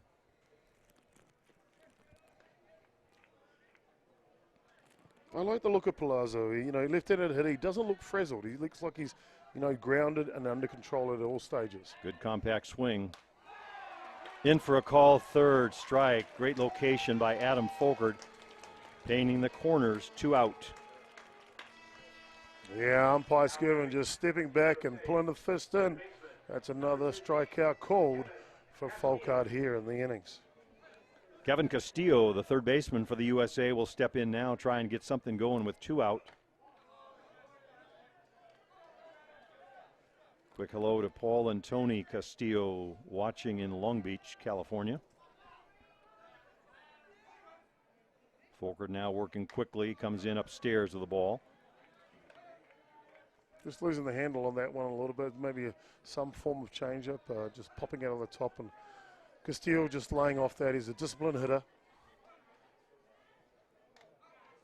Painting the outside edge, missing just away. It's a very intense Adam Folkert today, showing the form, the velocity, the movement, the command, the repertoire as to why he's regarded as the world's best. High for a ball. Castillo, good patience at the plate. He'll head down to first base with a 2-out walk. That's exactly what you want from USA there, just patience, allow the game to develop by itself, and Castillo, great exponent of that. Didn't want in the bar of anything outside the strike zone. I'm more than happy to take a base for my country. Well, 2 years ago in Saskatoon, he was a role player, didn't get a lot of at-bats. He's one of the leaders, one of the veterans now on this team. Hard to think of him as a veteran, but he indeed is. Came out of the USA Junior program in 2005 and actually faced Folkert in that one. Pat Sagdal's the batter for the USA. Lifts one high over on the left side. Todd Hunter and Jamot giving chase. Jamot for the catch and the outside retired. For the USA, no runs, no hits, a man left. To the home half of the third we go, 8-3 Australia. For Team USA, no runs, no hits, no errors, and 1 left on base. Through 2.5 innings, it's Australia 8, Team USA 3.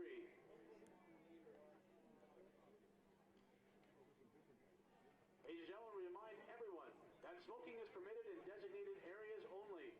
Please ask a volunteer to direct you to the nearest designated smoking area. Thank you.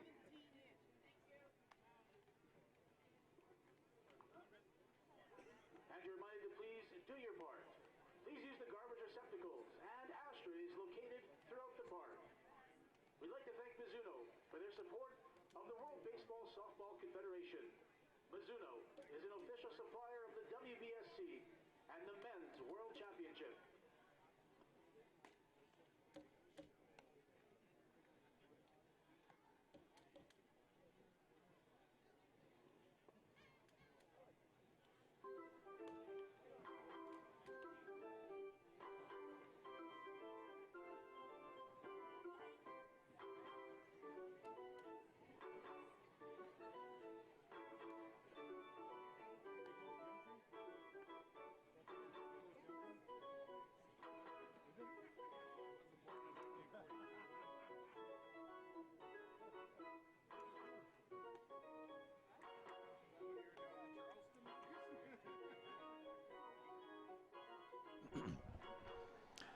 Home half of the third we go. It'll be 9-1-2 for Australia. Ryan Sinclair, he'll be followed by Brendan O'Byrne and James Todhunter. And as you see on the screen, it is not Tony Mancha pitching now for the USA. It is the young left-hander, newcomer to the team this cycle, Dwayne Weiler. Dwayne, the youngster from Pennsylvania, pitched his way onto this roster with a fine performance on the final weekend before this tournament began, the Vancouver tournament. Pitched for Team USA in the championship game against Canada. Did very well over 5 innings, just one blip on the radar, a 3-run homer by Blake Hunter. They are very high on this youngster, but Jason, I have to say, surprised to see Mancha out of the game only in the 3rd inning. Well, Mancha's been the horse for the USA team all week, and whether they think he's out of gas by now or whether they think 5 runs is too much, I don't know, Jim, because it's only the 3rd innings here. You know, the game of softball was 7 innings, as we know, and there's a lot of softball left in this game. 11 runs and 3 innings, and you know, anything can happen from here. So I'm surprised to see Mancha taken out of the ball game. As we know, he was re-entered once. Now he's out. He's out for good. Well, I think the toll, obviously, over the course of the week, he's done the lion's share of pitching for the USA. Manly not able to throw nearly as much as they had hoped due to the injury. 20 innings for Mancha through the tournament, and he definitely carried the lion's share, and only 12 innings from Manly. Well, I think, too, for Mancha, it was the high-intensity, high-pressure innings. It was the game against Canada, the game against Australia the first time. That takes a lot out of you, but maybe the look is a fresh horse, hoping they can spark a turnaround here or a change, just a different look. A couple of right-handers to throw the lefty. Nice defensive play by Castillo, scoops it but not able to make the catch. At the other end is Palazzo. Nice defensive play by Kevin Castillo to throw a little bit off, but Palazzo not able to pick it up. Yeah, those are the ones you need to try and help your team out with there, and especially with Australia keeps on firing every innings, keeping that leadoff runner off base is key here. And he would have hoped to Palazzo to be able to pick that ball would have really helped his ball club out. The batter at the top of the order now, Brendan O'Byrne, 3rd time to the plate, only in the 3rd inning here. Yes, Australia having no shortage of at-bats in this ball game, and you know, Dwayne Weiler, he's going to be out there for a long time now. A little slow roller down to 3rd. It's Castillo to 2nd. They get the leader. Dudley hanging on and making the tag, or excuse me, tagging the bag. Fielder's choice down at 1st is O'Byrne.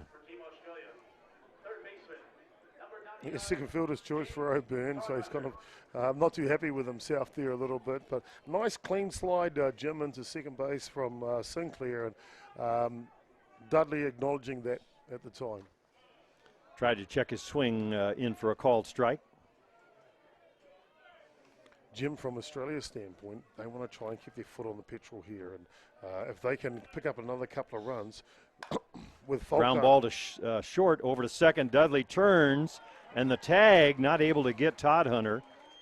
The throw just a bit wide. Palazzo, good effort over there trying to make the tag as it pulled him away from the bag. They do get the leader at second. 2 outs in the books. Jim, just a couple of uncharacteristic errors from the American team. They're normally silky smooth in the field, and an off throw from Castile there, then an off throw again to try and complete the double play. And you don't normally see that from the American team. They do look a little frazzled. Sometimes the effects of the offense of the other team scoring a lot of runs like that will unsettle a team. 2 outs in the inning. Laced into the hole between third and short. Put back in play by Bryce Kay out in left field, so 2 runners aboard with 2 out. Clean single by the veteran Nick Shales. Nick Shales hit that ball so hard, the shortstop Henline looked like he was running in sand, Jim. You know, Shales is just another level of an athlete out there, and at the moment he's in the prime of his game, and he's showing it, and he's loving playing for his country and representing the green and gold. Here is Andrew Kirkpatrick swinging a hot bat today, 2 for 2, a couple of singles. Went to right field the first time, went straight up the middle last time. Lefty on lefty now. That one gets away from Mullins, the ball off the plate. Runners advance. So Australia making the USA pay for every small mistake they make. They'll take every extra base, and it has resulted in runs today.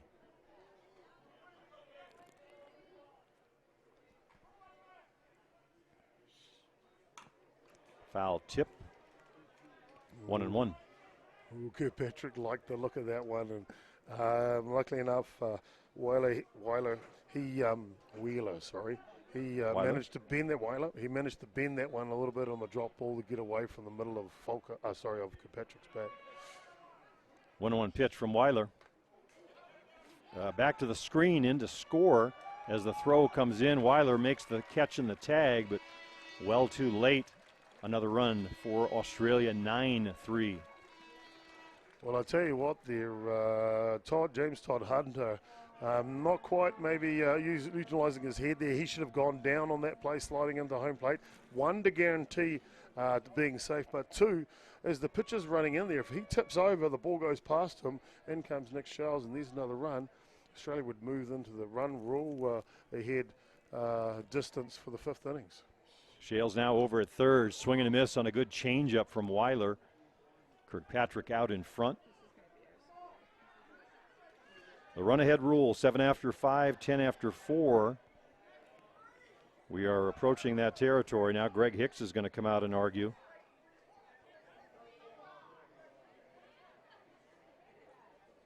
And a frustrated USA spending a lot of time with the umpires today. Greg Hicks telling his team to get back to their position, let him handle it. Well, the second base umpire is Peter Kruinski. He's also from Canada, so you would think they'd be on the same page. And he's checking there, and they've conferred, and he's saying, well, I've got you as a strikeout as well. So the call is made. Greg Hicks getting his point made. The team comes off the field. Not before Australia adds another. It's a 9-3 game. We'll head to the top half of the 5th or 4th right after this.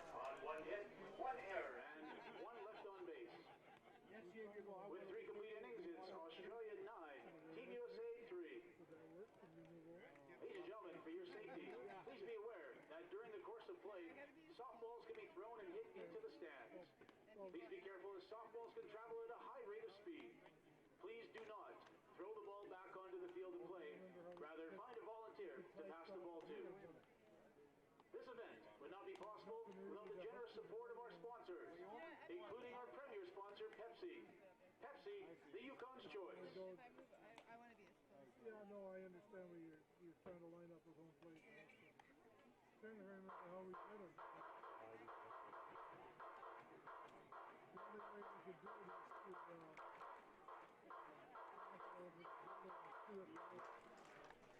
to Top half of the fourth inning for the visiting USA. They will send up 8, 9, and 1. It'll be Nick Mullins to lead things off. He'll be followed by Chris Heinlein. And then back to the top of the order to Matt Ratliff. It was all red, white, and blue for a half inning. They jumped out to a big 3-0 lead. It looked like the momentum that they built from their run-ahead rule win over Venezuela was paying off. But Australia has stormed back. They have taken a 9-3 lead. And what the USA has to think about now is scoring a couple runs to make sure they get all of their at-bats, stay out of that run rule. You know what, Jim? You can never count out an American team. And with their backs against the walls, they will come out swinging like Mayweather in the boxing fight coming up. They will not give up till the last out here. And if anyone can bring this one back, they know how to make a storyline. Swing and a miss on a changeup out in front as Mullins down on strikes. He goes for the first out. Credit Lang Harrow of Australia for settling his troops down after that big 3-run first. He made the move with Folkert quickly. Obviously, when you've got the world's best waiting in the wings, it's an easier decision, but he made the move quickly, and it's paid off for him. Yeah, you never know as a head coach, though, do you know when is the right time, when is not the right time. And even yesterday, I thought he left Folkert in for 1 innings too long. We got roughed up in the 5th. But in this case, it looks like he's got a masterstroke going here. Chris Heinlein fouls the first one off, 0-2 now, or the second one.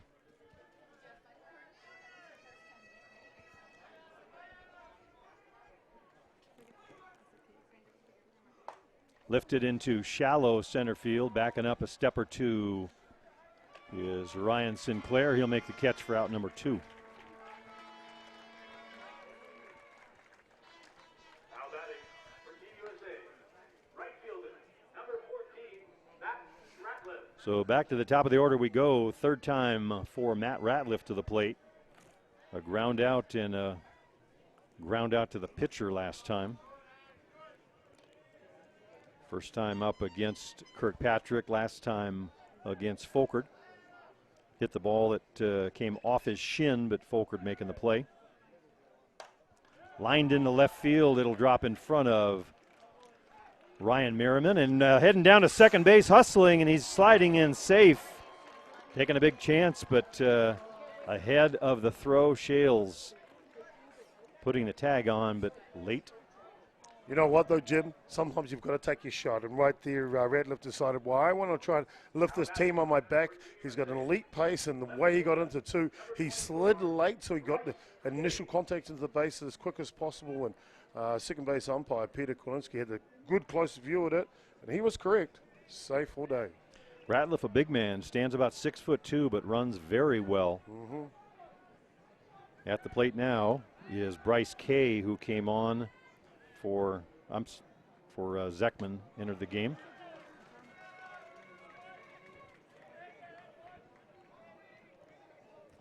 Zekman started the game as the DP. A couple of strikeouts, so now Bryce Kay getting a chance against the world's best. Upstairs for a ball. It was Adam Folkert that the Americans beat in their pool play game, that coming on day 2 of this 10-day tournament. But it is a different looking, more confident Adam Folkert, much more in command of his repertoire today. Well, Folkert comes in today with a record of 0-3, so he actually hasn't won a ball game this tournament yet. But we did notice yesterday, even though he got the loss for that game, he did throw 4 very good innings, and we'll see how long he can last in this one. Upstairs for a ball, and in fairness, of course, Folkert is going to get the ball in the very toughest games in the tournament. He's faced Canada, he's faced New Zealand. When you're the world's best, that's who you go to, don't you, right? Foul tip will go again with a 2-2 count. 2 balls, 2 strikes, 2 outs for the Americans. 2013, Jim, in the bronze medal match, they went with Kirkpatrick versus Venezuela. Venezuela got up on them when they brought Folkert in. It was too late in the ball game, couldn't come back up against, and lost that match. Venezuela went on to play the New Zealand Black Sox in the grand final match in 2013 because of that move.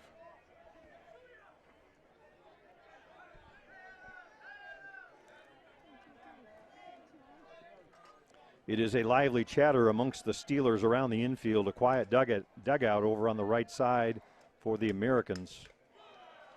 Ball high, good at bat by Bryce Kay, good patience, good discipline, and he heads down to first base. Still at second is Ratliff, so first base was open, but it'll bring up the dangerous Eric Ochoa for the USA with 2 out. They would love to score a run or 2 here if they could. Still in the early going 4th inning action.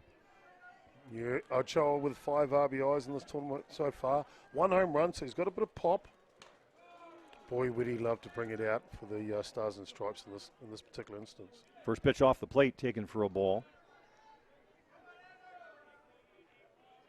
If he gets one in the jet stream here, Jim, don't worry about the USA team dugout being quiet. They'll get up in a hurry. That one's flared out into left center field. It's going to drop in for a base hit. Coming around third and scoring is Ratliff. The throw comes in behind Kay, and Eric Ochoa delivering a 2-out single for a run. Ochoa. Just what the USA needed here. Needed an answer. They hadn't scored a run since the first innings, and that Texas League, it doesn't matter how you get him, Jim. You just got to get him, right? Credit to Kay with that good at-bat on the walk. Got Ochoa to the plate. He now stands at third, does Kay. Ochoa at first, and it will be Tyler Dudley in for a called strike. If USA could call on any batter into the box in a situation where you need a big hit, the man with 12 RBIs and 3 home runs and 364. That one's lifted high. It looks like it's going to be out of play on the left side. Got under it. Dudley, a strikeout victim, looking last time. I think we'll see him swinging on anything close here with an 0-2 count. Stars and Stripes on his elbow pad, his shin guard. He's got it all going on. Swing and a miss, drop ball, and deadly. The bottom falls out. Dudley down on strikes for the second time against Folkard. But the Americans notch a run. The score now at 9-4. To the home half of the 4th we go. We'll be right back right after this. You're watching the 2017 Men's World Softball Championship. 96.1 The Rush FM is the official radio station of the 2017 WBSC Men's World Championship.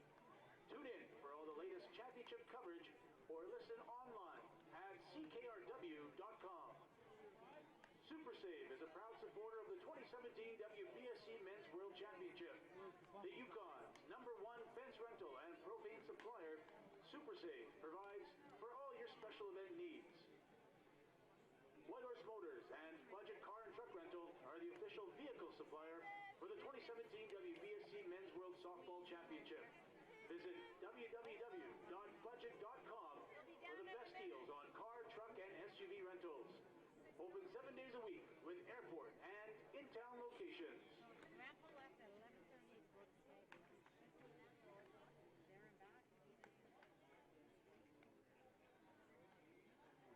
Leading off for Team Australia, left fielder, number 9, Ryan Merriman.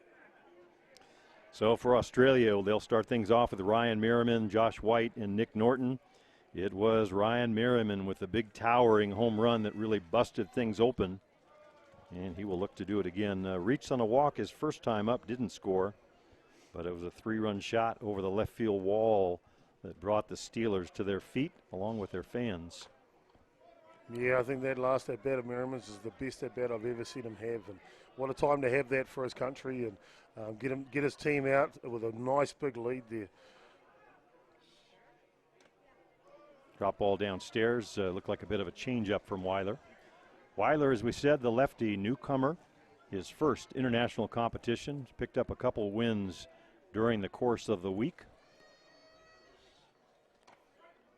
Those coming against placement pool teams. Another tournament still going on Field 2. That is the 8 teams that did not qualify for the Elite 8 championship round.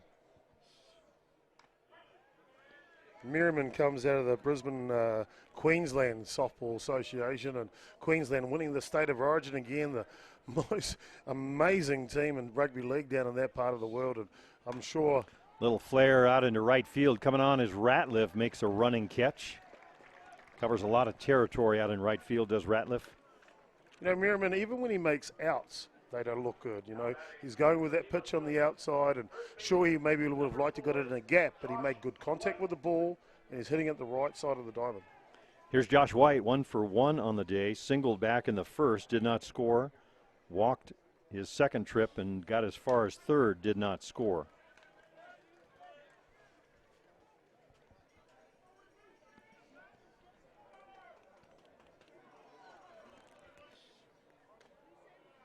Ball off the plate outside.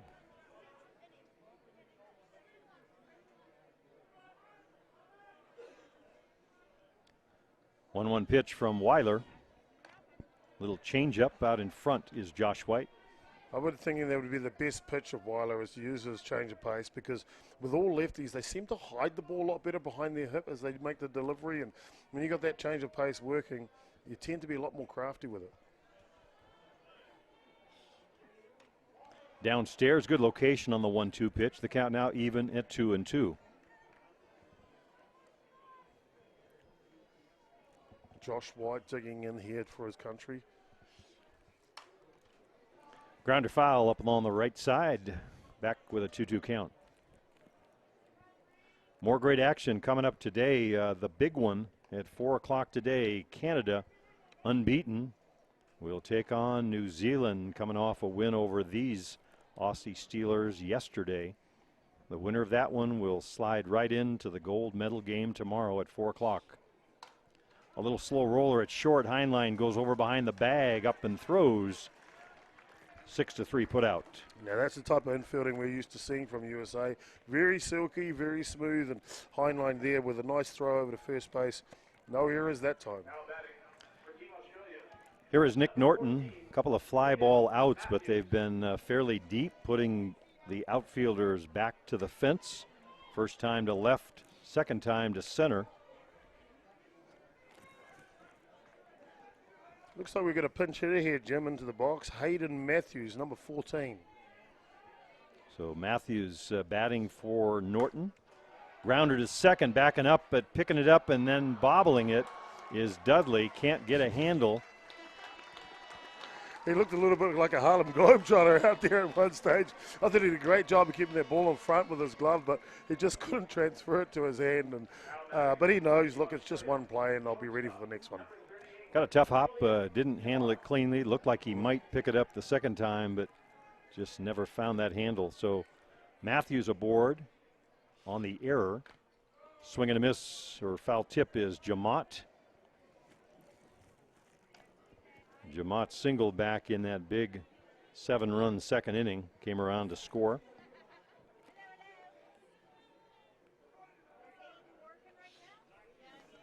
Down in the dirt for a ball.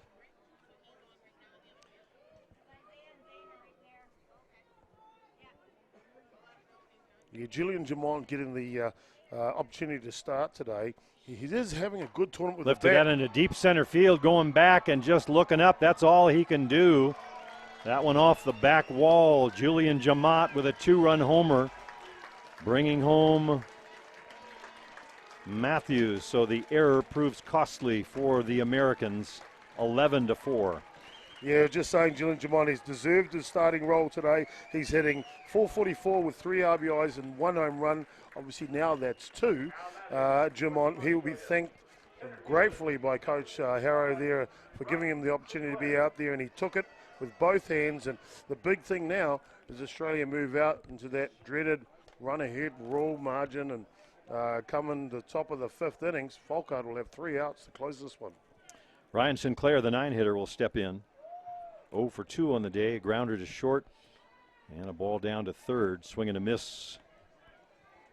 For those who may not be aware of the run-ahead rule, what it does is if a team is ahead by a certain number of runs, by a certain innings, the game is over. In this case, it's 7 runs by the 5th innings.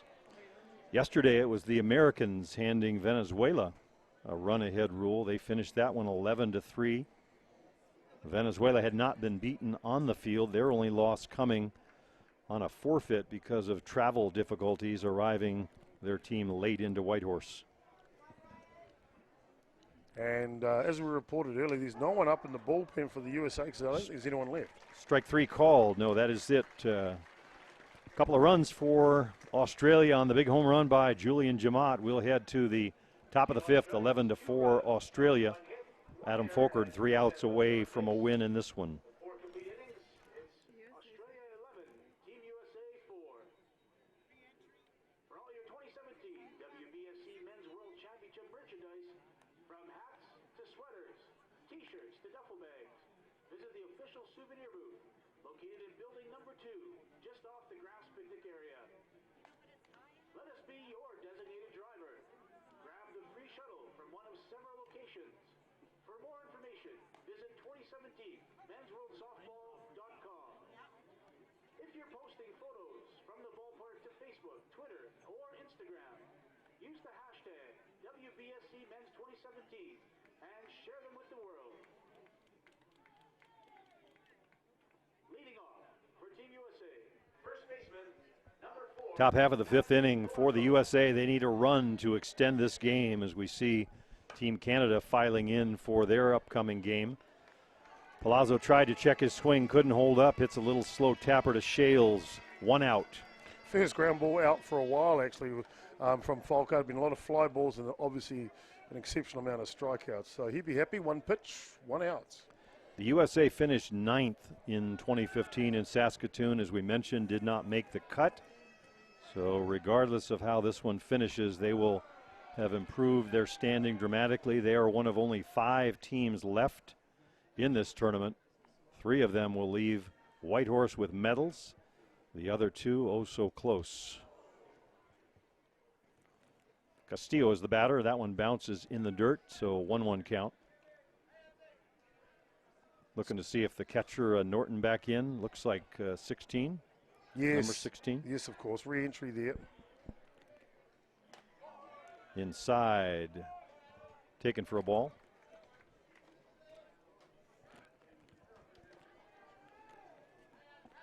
Castillo been aboard a couple of times, walked last time, hits one in the hole, and he's got himself a base hit. So the Americans not going quietly, at least. Kevin Castillo with a 1-out single, and that'll bring up the speedy Pat Sagdahl, the pride of Redmond, Washington.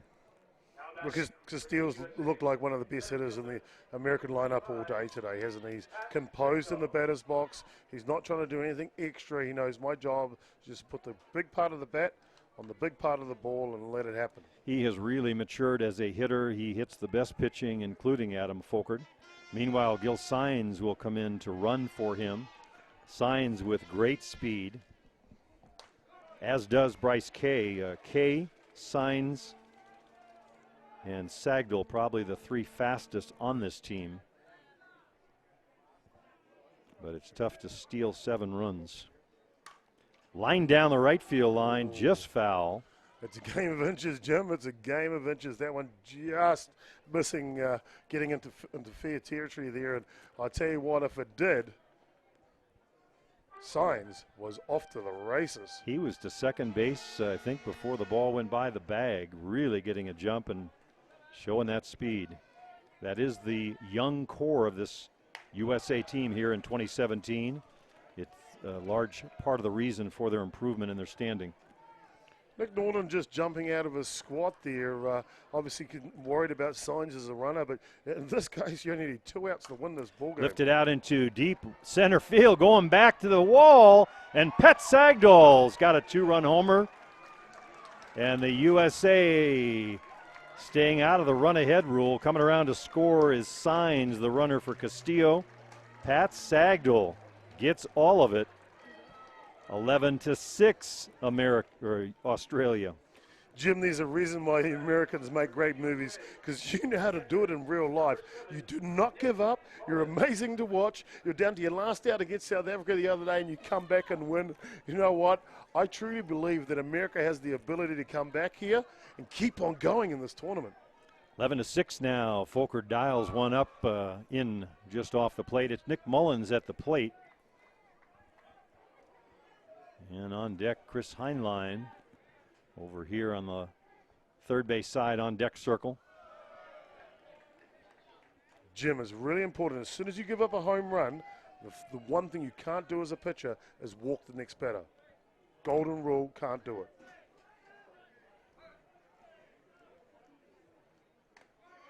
In for a call strike. I think the obvious tendency, you give up a home run, you don't want to have it happen again. And there's a tendency to nibble around the edges or pitch a little carefully. But a big one for the Americans. They'll get more at-bats for that one. 3-1 now.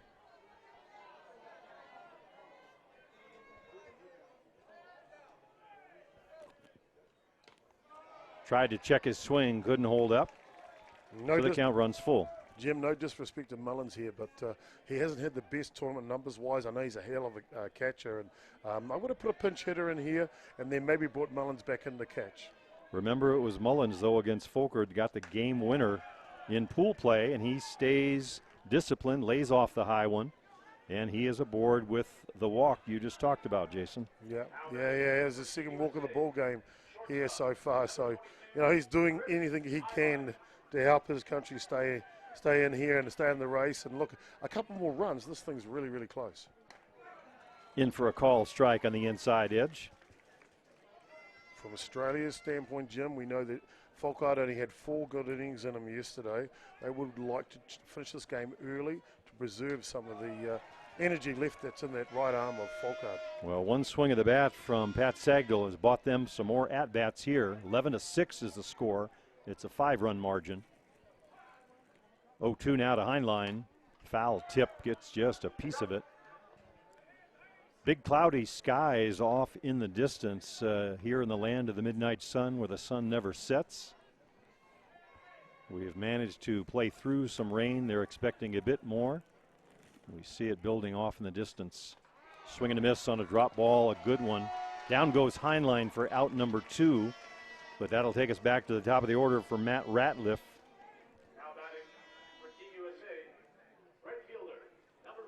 Meanwhile, Heinlein will come in to run for Mullins on the 2-out catcher rule, he being the last available. Matt Ratliff, a base hit his last time up against Folkert. A little flare single to left field, got a ball away, just went with it. Jim, if you score 17 runs in a ball game, everyone's going to get a lot of at-bats, and this is Ratliff's 4th time through the order. So the American hitters should be hot by now, and normally that's when the fireworks happen. So 1-1 count on Matt Ratliff, looking down third baseline to Coach Greg Hicks for the sign. Good speed has Heinlein.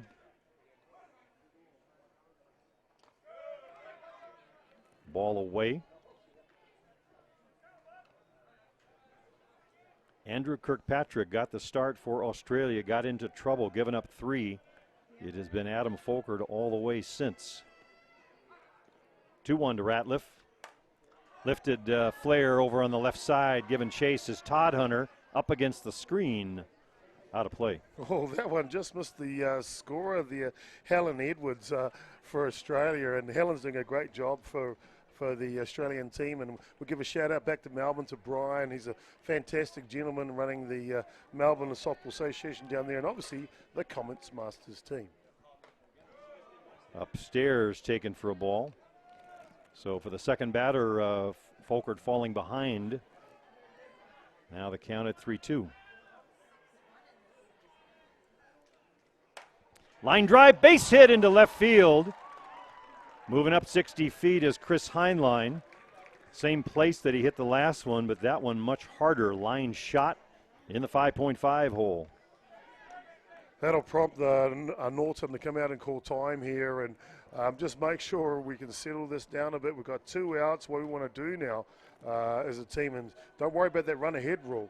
All we want to do here is focus on getting the last out of this ball game and stop the bleeding for Australia. Very impressed with what I've seen from Matt Ratliff, his approach to hitting. Of course, his great defense, the catch maybe of the tournament that everyone has seen on the tournament website against Canada. What's the name Fine of the young photographer player. again? Maddie Flanagan. She is everywhere. Swing and a miss on a rise ball. Bryce Kay is the batter. Her photos are on point, and catching those images of Ratcliffe going over the fence, I mean, those are memories that he will have for a long time, and what a great image that Maddie Flanagan caught for us right there. 2 out, 2 on.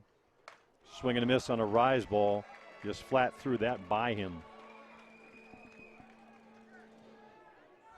2 runs in for the Americans, trying to get back into the game against Adam Folkert. Swing and a miss, same pitch, same result. Side retired, but the Americans score two big ones, and live to play another inning. The home run by Pat Sagdahl does it. We'll be back with the home half of the 5th. The score, Australia 11 and the Americans 6. Through 4.5, it's Australia 11, Team USA 6. Please join us in thanking our community sponsors, the City of Whitehorse, Big Mac Toyota, north of 60 Petro, Pizza Hut, and Total Track Yukon. Standard Bus Yukon is the official transportation provider of the 2017 WBSC Men's World Championship.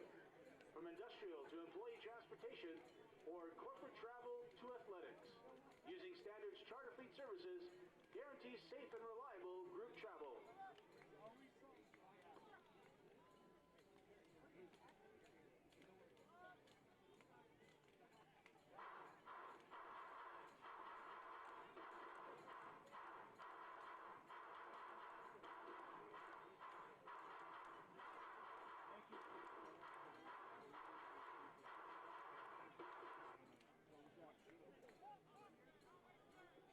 Leading off for Team Australia, right fielder, number 7, Brendan O'Byrne. Home half of the 5th inning for Australia.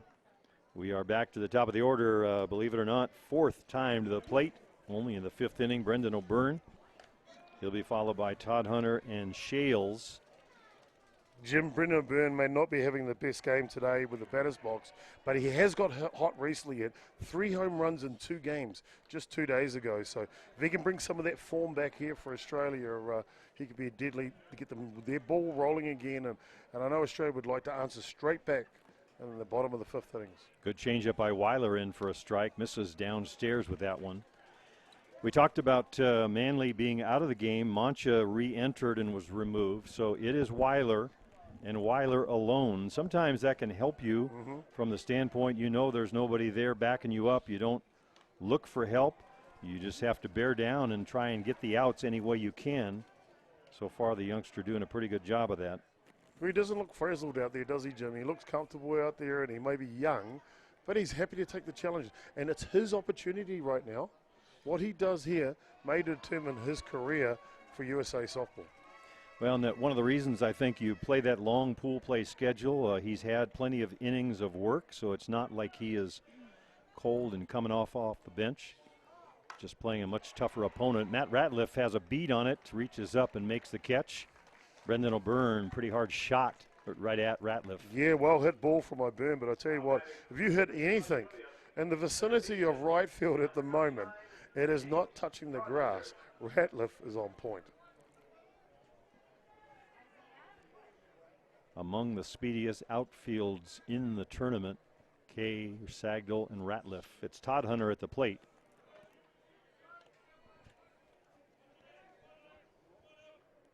Todd Hunter obviously with a bit of pop in this game already, and he needs to get on base. That's all he needs to do in the situation. That one off the plate. Mullen will chase it down. Todd Hunter, as many know, among the very best shortstops in the world. Kind of odd to see him playing at third today, but got Jamot into the lineup, and we know the damage he has done today.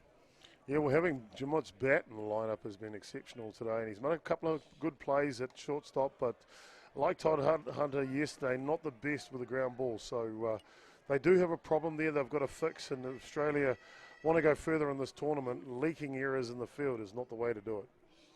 3-0 and a 4-pitch walk issued to Todd Hunter with 1 out in the inning. Yeah, I'm not too sure about walking him to get to Nick Shells. No one would ever think about doing that in the world. But in this situation, you now bring up one of the best hitters in the world and a walk-off bomb situation. Now it's important for Weiler to bear down here. He's coming into the heart of the order. 3, 4, and 5. Shales, Kirkpatrick, and Ryan Merriman of the three-run homer. Yeah, Coach Harrell's built that middle part of the lineup now with a lot of strength. Lined into center field, going back as Sagdahl leaps up and makes the catch. Nice defensive play by Pat Sagdahl. That one would have been extra bases easily. Jim, nearly that got out. That could have got out right there, and I think that catch just saved the ball game for USA. And we just said that Shells can hit that thing out and walk off home run. And boy, oh boy, that was a great catch taken at center field by Sagdahl. Here is Andrew Kirkpatrick. It doesn't get any easier. Kirkpatrick has been hot today. A couple of base hits, one to center, one to right field.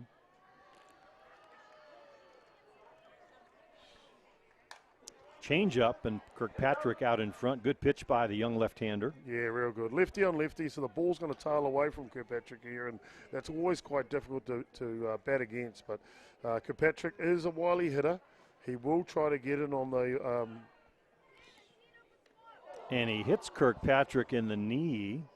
Kirkpatrick throws the bat. Not happy about that, but he'll head down to first base. Yeah, I think Kirkpatrick is not so much about being happy with the American pitcher in that instance. He's just upset that he's been hit. He knows that he needs to be healthy for this Australian team to go further in this tournament. And if he gets an injury and is unavailable to them, that is a huge, huge blow to the Australian team and their effort to try and get gold. And Coach Harrington, the only thing he can do right now, get him off, get him ice on it straight away, bringing on a substitute for him. We see number 2, Mark Harris, coming out to run. So Mark Harris from Perth, Australia, or WA as they say, Western Australia. That's not bad, Jim. WA, eh? Put another steak on the barbie. Well, a friend of mine spent about 4 months playing in our league from Perth, Australia. Friend of Mark and the team leader for Australia, Michael Titteridge. Yeah, I'll tell you what, Jim, if you haven't had the chance to get to Australia, it's a beautiful country. Very vast country, but especially on both sides of the country, they've got some of the most beautiful beaches I've ever seen, and a great holiday destination that a lot of Kiwis enjoy. So Harris in to run for Kirkpatrick. The batter is the aforementioned Ryan Merriman. Dangerous, no doubt. We like the Australians because they let us win rugby most of the time, so that's good. You're going to light up the emails, Jason. You better stop now. 3-run homer for Merriman on the day. Swinging a foul tip. He is dialed in, no doubt, no question what he's trying to do here. Well, he looks composed in there, doesn't he? And he's a big young man, and he loves to swing the bat. And why not in this situation, Jim? You've got nothing to lose, right? It was a fly out to right his last time up. Yeah, nice change up in the dirt there. That's unhittable. Mental note, Merriman, don't hit it to right field. Remember, Ratliff is out there, and he's going to get it all. 1-2 is the count on Merriman. Little grounder. Castillo over his Heinlein on the play. Nice, nifty defensive play by Chris Heinlein.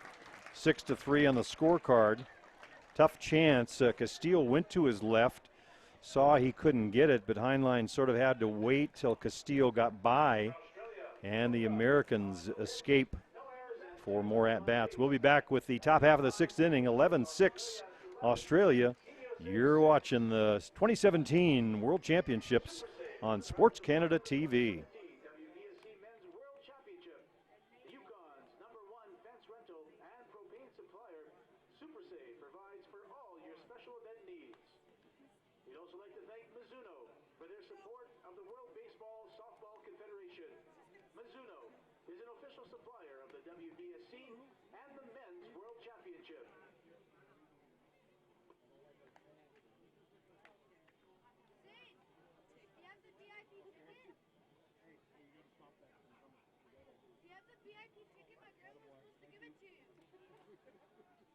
Leading off for Team USA, designated player, #8, Eric Ochoa.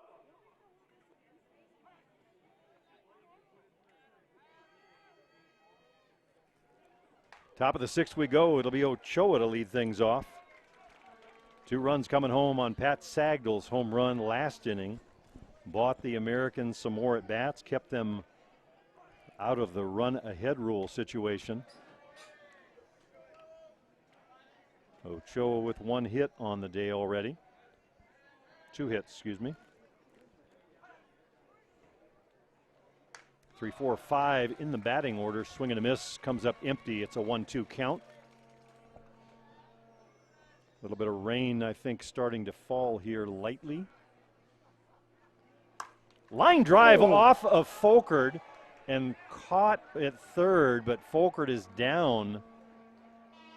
That one, hard hit ball. He took one off that leg the other day that Castillo hit when the Americans played him, and that ball was hit about as hard as you can hit a ball, and it just got him full on. Well, Australia have number 89 warmed up already in the bullpen, Harry Peters, so he's available to them. But, Jim, that shot Folkert to the deck in a hurry, and if he can carry on after that, he is a man way bigger than I am, because, boy, oh boy, that will hurt immensely right now. He can hardly feel his toes, and he's going to try and pitch out of this, and you know what, Jim, that's a game changer right there. That ball is a base hit all the way, and somehow, miraculously for Australia, bounces off of Folkert and caught at third by Todd Hunter. Ochoa's got to be sitting back in the dugout wondering, what does he have to do to get a hit? How much harder can you hit the ball than that? Yes, of course. I mean, you know, Folkert, he's a legendary player, and if he can't get him out by catching it, he's just going to kick it to his third baseman, right? Trying to figure out how to put that one in my scorebook. It's L15, I guess. L left, right leg, 5, kick it over there, hacky sack. That'll be pretty well how it's written, I think, Jim. 1 out. The batter is Dudley. Swing and a miss on the drop ball. Over swinging a little bit is Tyler on that one. Well, if you wanted to know whether he'd be able to continue, he just comes with a hard drop ball first pitch. 1 for 3 on the day is Dudley, but he's missing badly on that one. A couple of strikeouts against Folkert. The hit, the double, came in the first against Kirkpatrick, so he's 0 for 2 against Folkert. High in the infield, it'll be Jamot squeezing it for out number 2.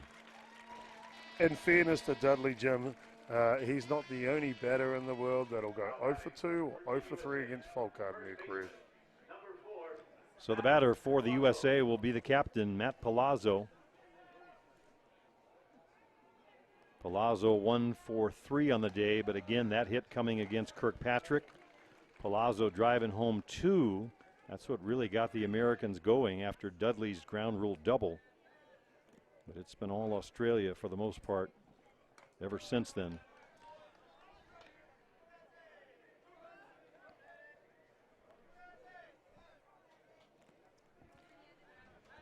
You should have changed in the bullpen, Jim. It's actually number 22. That one's lifted out into shallow right field. Coming on to make the catch is Brendan O'Byrne, side retired. For the Americans in the 6th, 3 up, 3 down. Nobody left, no runs, no hits. We'll head to the home half of the 6th. Still 11-6 Australia. Winner of this game will advance to play tonight against Argentina to move on to Sunday. Please join us in thanking our volunteer sponsor, Air North, Yukon's airline. They offer daily flights to Vancouver, as well as regular flights to Calgary, Edmonton, Kelowna, Ottawa, and Yellowknife. Visit flyairnorth.com to book all your travel. This event would not be possible without the generous support of our sponsors, including our premier sponsor, Pepsi. Pepsi, the Yukon's choice.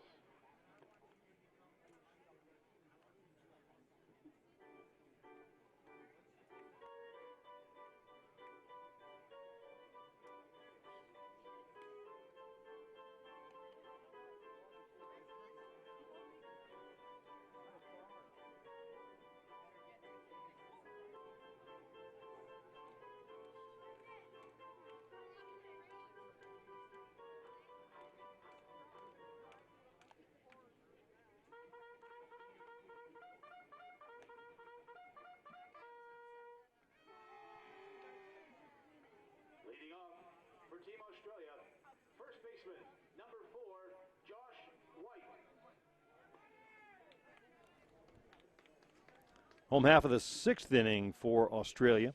They'll send up 6, 7, 8. Josh White, first pitch swinging, hits one down to Tyler Dudley. Over to Palazzo for the 4-3 putout. That'll bring up Nick Norton for Australia. Norton with a couple of warning track fly balls, one to left, one to center, reached on an error, came around to score back in the 4th. In for a called strike. Pretty good job by the young left-hander from Pennsylvania, Dwayne Weiler, mixing up the changeup, keeping the hitters off balance. Sometimes the lefty look just different for the hitters. It takes a moment to adjust. Nick Norton has. Bangs one down the left field line for a base hit, his first of the day. Yeah, Nick Norton just keeps his hand back here and allows that ball to come on and drives it down the third baseline.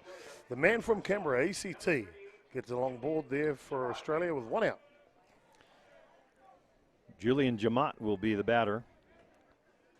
Jamat with that big home run back in the 4th. A punctuation mark. Looked like Australia was going to run a head rule. That one's a little pop-up in the infield. Dudley will take charge, catch it behind the pitching circle for the out. Yep, looks like we're going to see a pinch hitter here, Jim. Coming in yesterday's designated player, Lewis Weldon, coming in, number 28. So Lewis Weldon entering the game as a pinch hitter, very good power. We saw him in a couple of the earlier broadcasts. They had him batting cleanup. Son of our graphics person, Kathy Weldon, who is, I understand, back home down under. Yeah, Kathy, I hope you're tuning in, and I'm sure you are, for wherever you are, whether you're still in transit or you've made it back to Australia. And I hope the cold is better. Poor thing caught a cold while she was here.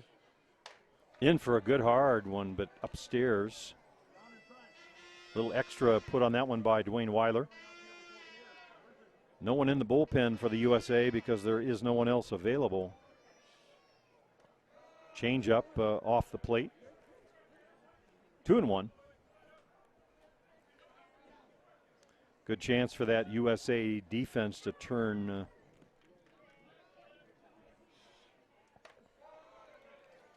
on out into some more at-bats. Weiler missing with that one now, 3-1.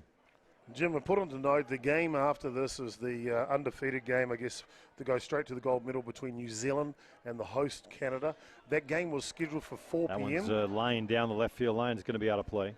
It was scheduled for 4 p.m. We are already at 20 minutes to 4, so that would not start on time, obviously. And when we get an update on what time that will start, I'm sure it'll just get pushed back a half an hour or so as we see the New Zealand team arrive walking down the right field line.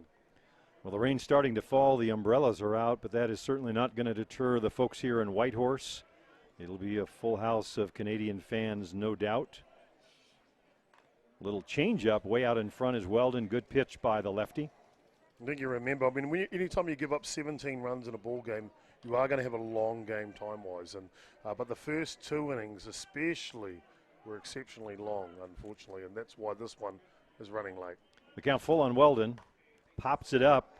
Backing up is Dudley. He'll go out behind second base and make the catch for the final out.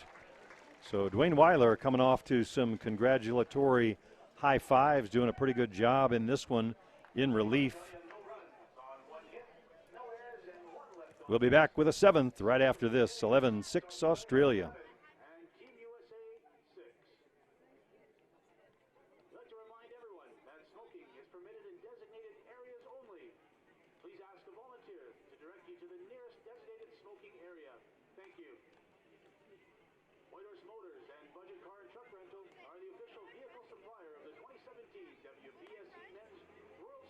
Championship. Visit www.budget.com for the best deals on car, truck, and SUV rentals. Open 7 days a week with airport and in-town locations.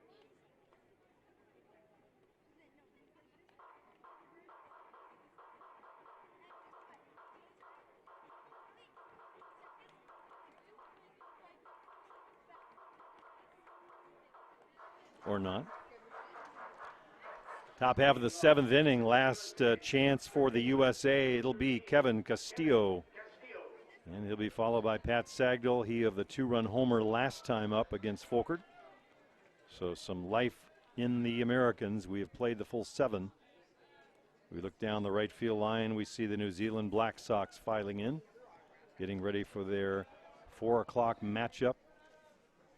A repeat of 2015's gold medal game. Jim, that will be epic this afternoon. The crowds.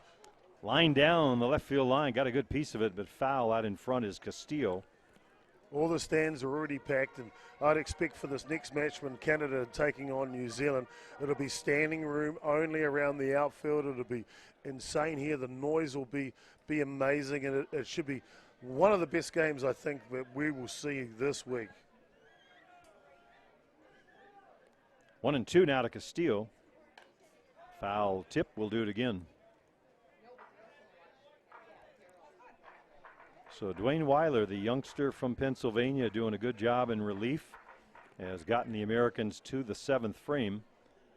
They're on the short end of a 5-run margin right now.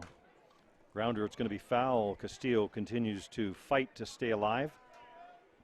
Okay, Australia have got Harrison Peters back up in the bullpen. So they had Farrell up before, but have sat him down. And Peters is up. Number 89, Harry Peters, up in the bullpen for Australia. Just in case. Misses inside. So Castillo taking a few more pitches out of Adam Folkert. Still shaking my head about that ball that Ochoa hit off of him, that he winds up as an out on that one. Little grounder foul. Kevin put some more quarters in the machine. Well, look, it's exceptionally amazing how he's still out there, because the leg that he got a hit on is his leg that he drives from, and then his landing leg. So that's taking all of the stress, and he's managed to blocking out that pain right now. Tries to check his swing. They'll appeal to first, and a swing and an out. So says our first base umpire, Tony Kaiaruna. So an extended at bat, but he eventually winds up down on strike, so 1 out. Jim, I'm very, very impressed with Kevin Castillo there. He did not argue that call. He accepted it and just walked off graciously. Didn't look back, didn't say anything, and that's the way a true sportsman plays this game. Here's Pat Sagdahl stepping in now. Sagdahl with a 2-run shot. Surprised Australia last time up. Is there another fairy tale storyline yet to come, Jim? We need more ink. Yeah, running out of pages, but I don't mind. I'll keep on going all night if USA is going to make it happen. Sagdahl, as we said, great speed. If he puts the ball down, it's a quick throw to first. You'll need to get him. That one sails to the backstop, 1-2.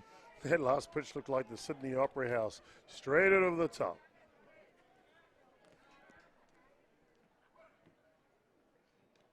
Bounces that one, 2-2. Nick Norton there looking to try and keep that one in front for his battery mate. He knows that Folkert is maybe hurting a little bit out there, and he's giving it everything he can for his nation. And everyone back in Australia watching are tense right now with their cup of teas, I'm sure. Swing and a miss, down on strikes goes Sagdahl. So 2 strikeouts in the inning, and the Americans, great run here in Whitehorse in 2017, in danger of ending. It'll be a pinch hitter, Chase Turner, coming on to bat. Yeah, Chase Turner comes in. A great idea to be a pinch hitter. He's hitting .444, 1 home run, and 3 RBIs. So Turner knows how to get it done. So Chase Turner coming on to bat for catcher Nick Mullins. Turner, a veteran on this team. He's played 2 cycles before this one. Played in 2009, played in 2013. Or 2013 and 15, here he is again.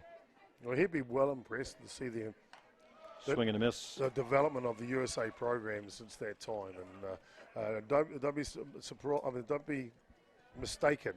This is the best USA team that we've seen in a long, long time, Jim. And they can hold their heads up. Swing and a miss, comes up empty. Even if this is the last out of theirs of the tournament, they can hold their heads up high. They've played well for their nation, and the nation should be proud of them. They have indeed, Jason.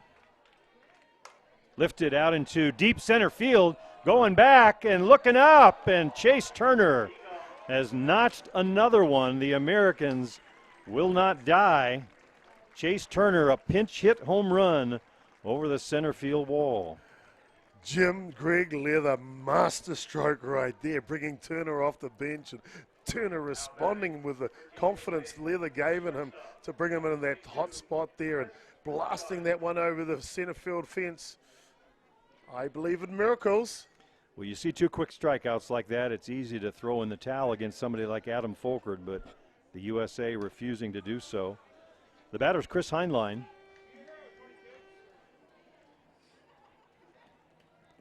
Heinlein a strikeout and a flyout so far today. Good speed at the plate. On deck is Ratliff. If he can reach, Ratliff would be the top of the order. Still a 4-run margin for Australia. Big hill to climb for the U.S., but they have fought back. Little grounder to third.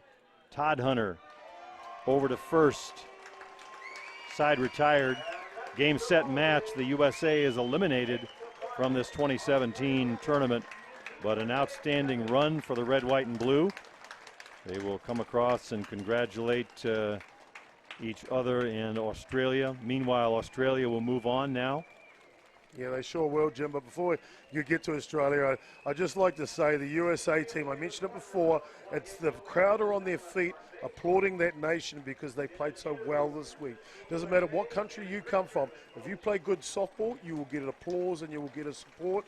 And this week, the USA team deserved that applause and deserved that support. So congratulations, USA. You did your nation proud, and you did the sport proud, and you did your families proud. Thank you, Jason Gerbies. It's been a pleasure to work with you. We're going to close up shop here and get ready for the next crew coming in for the 4 o'clock game. It is the matchup of the day. Canada unbeaten taking on New Zealand. It's a 4 o'clock scheduled start. Just watch the screen. You'll know when it begins. Yes. For Jason Gerbies, I'm Jim Flanagan of Ballpark Broadcasting. For all of the crew of Ballpark Broadcasting and Sports Canada TV, we'll see you again.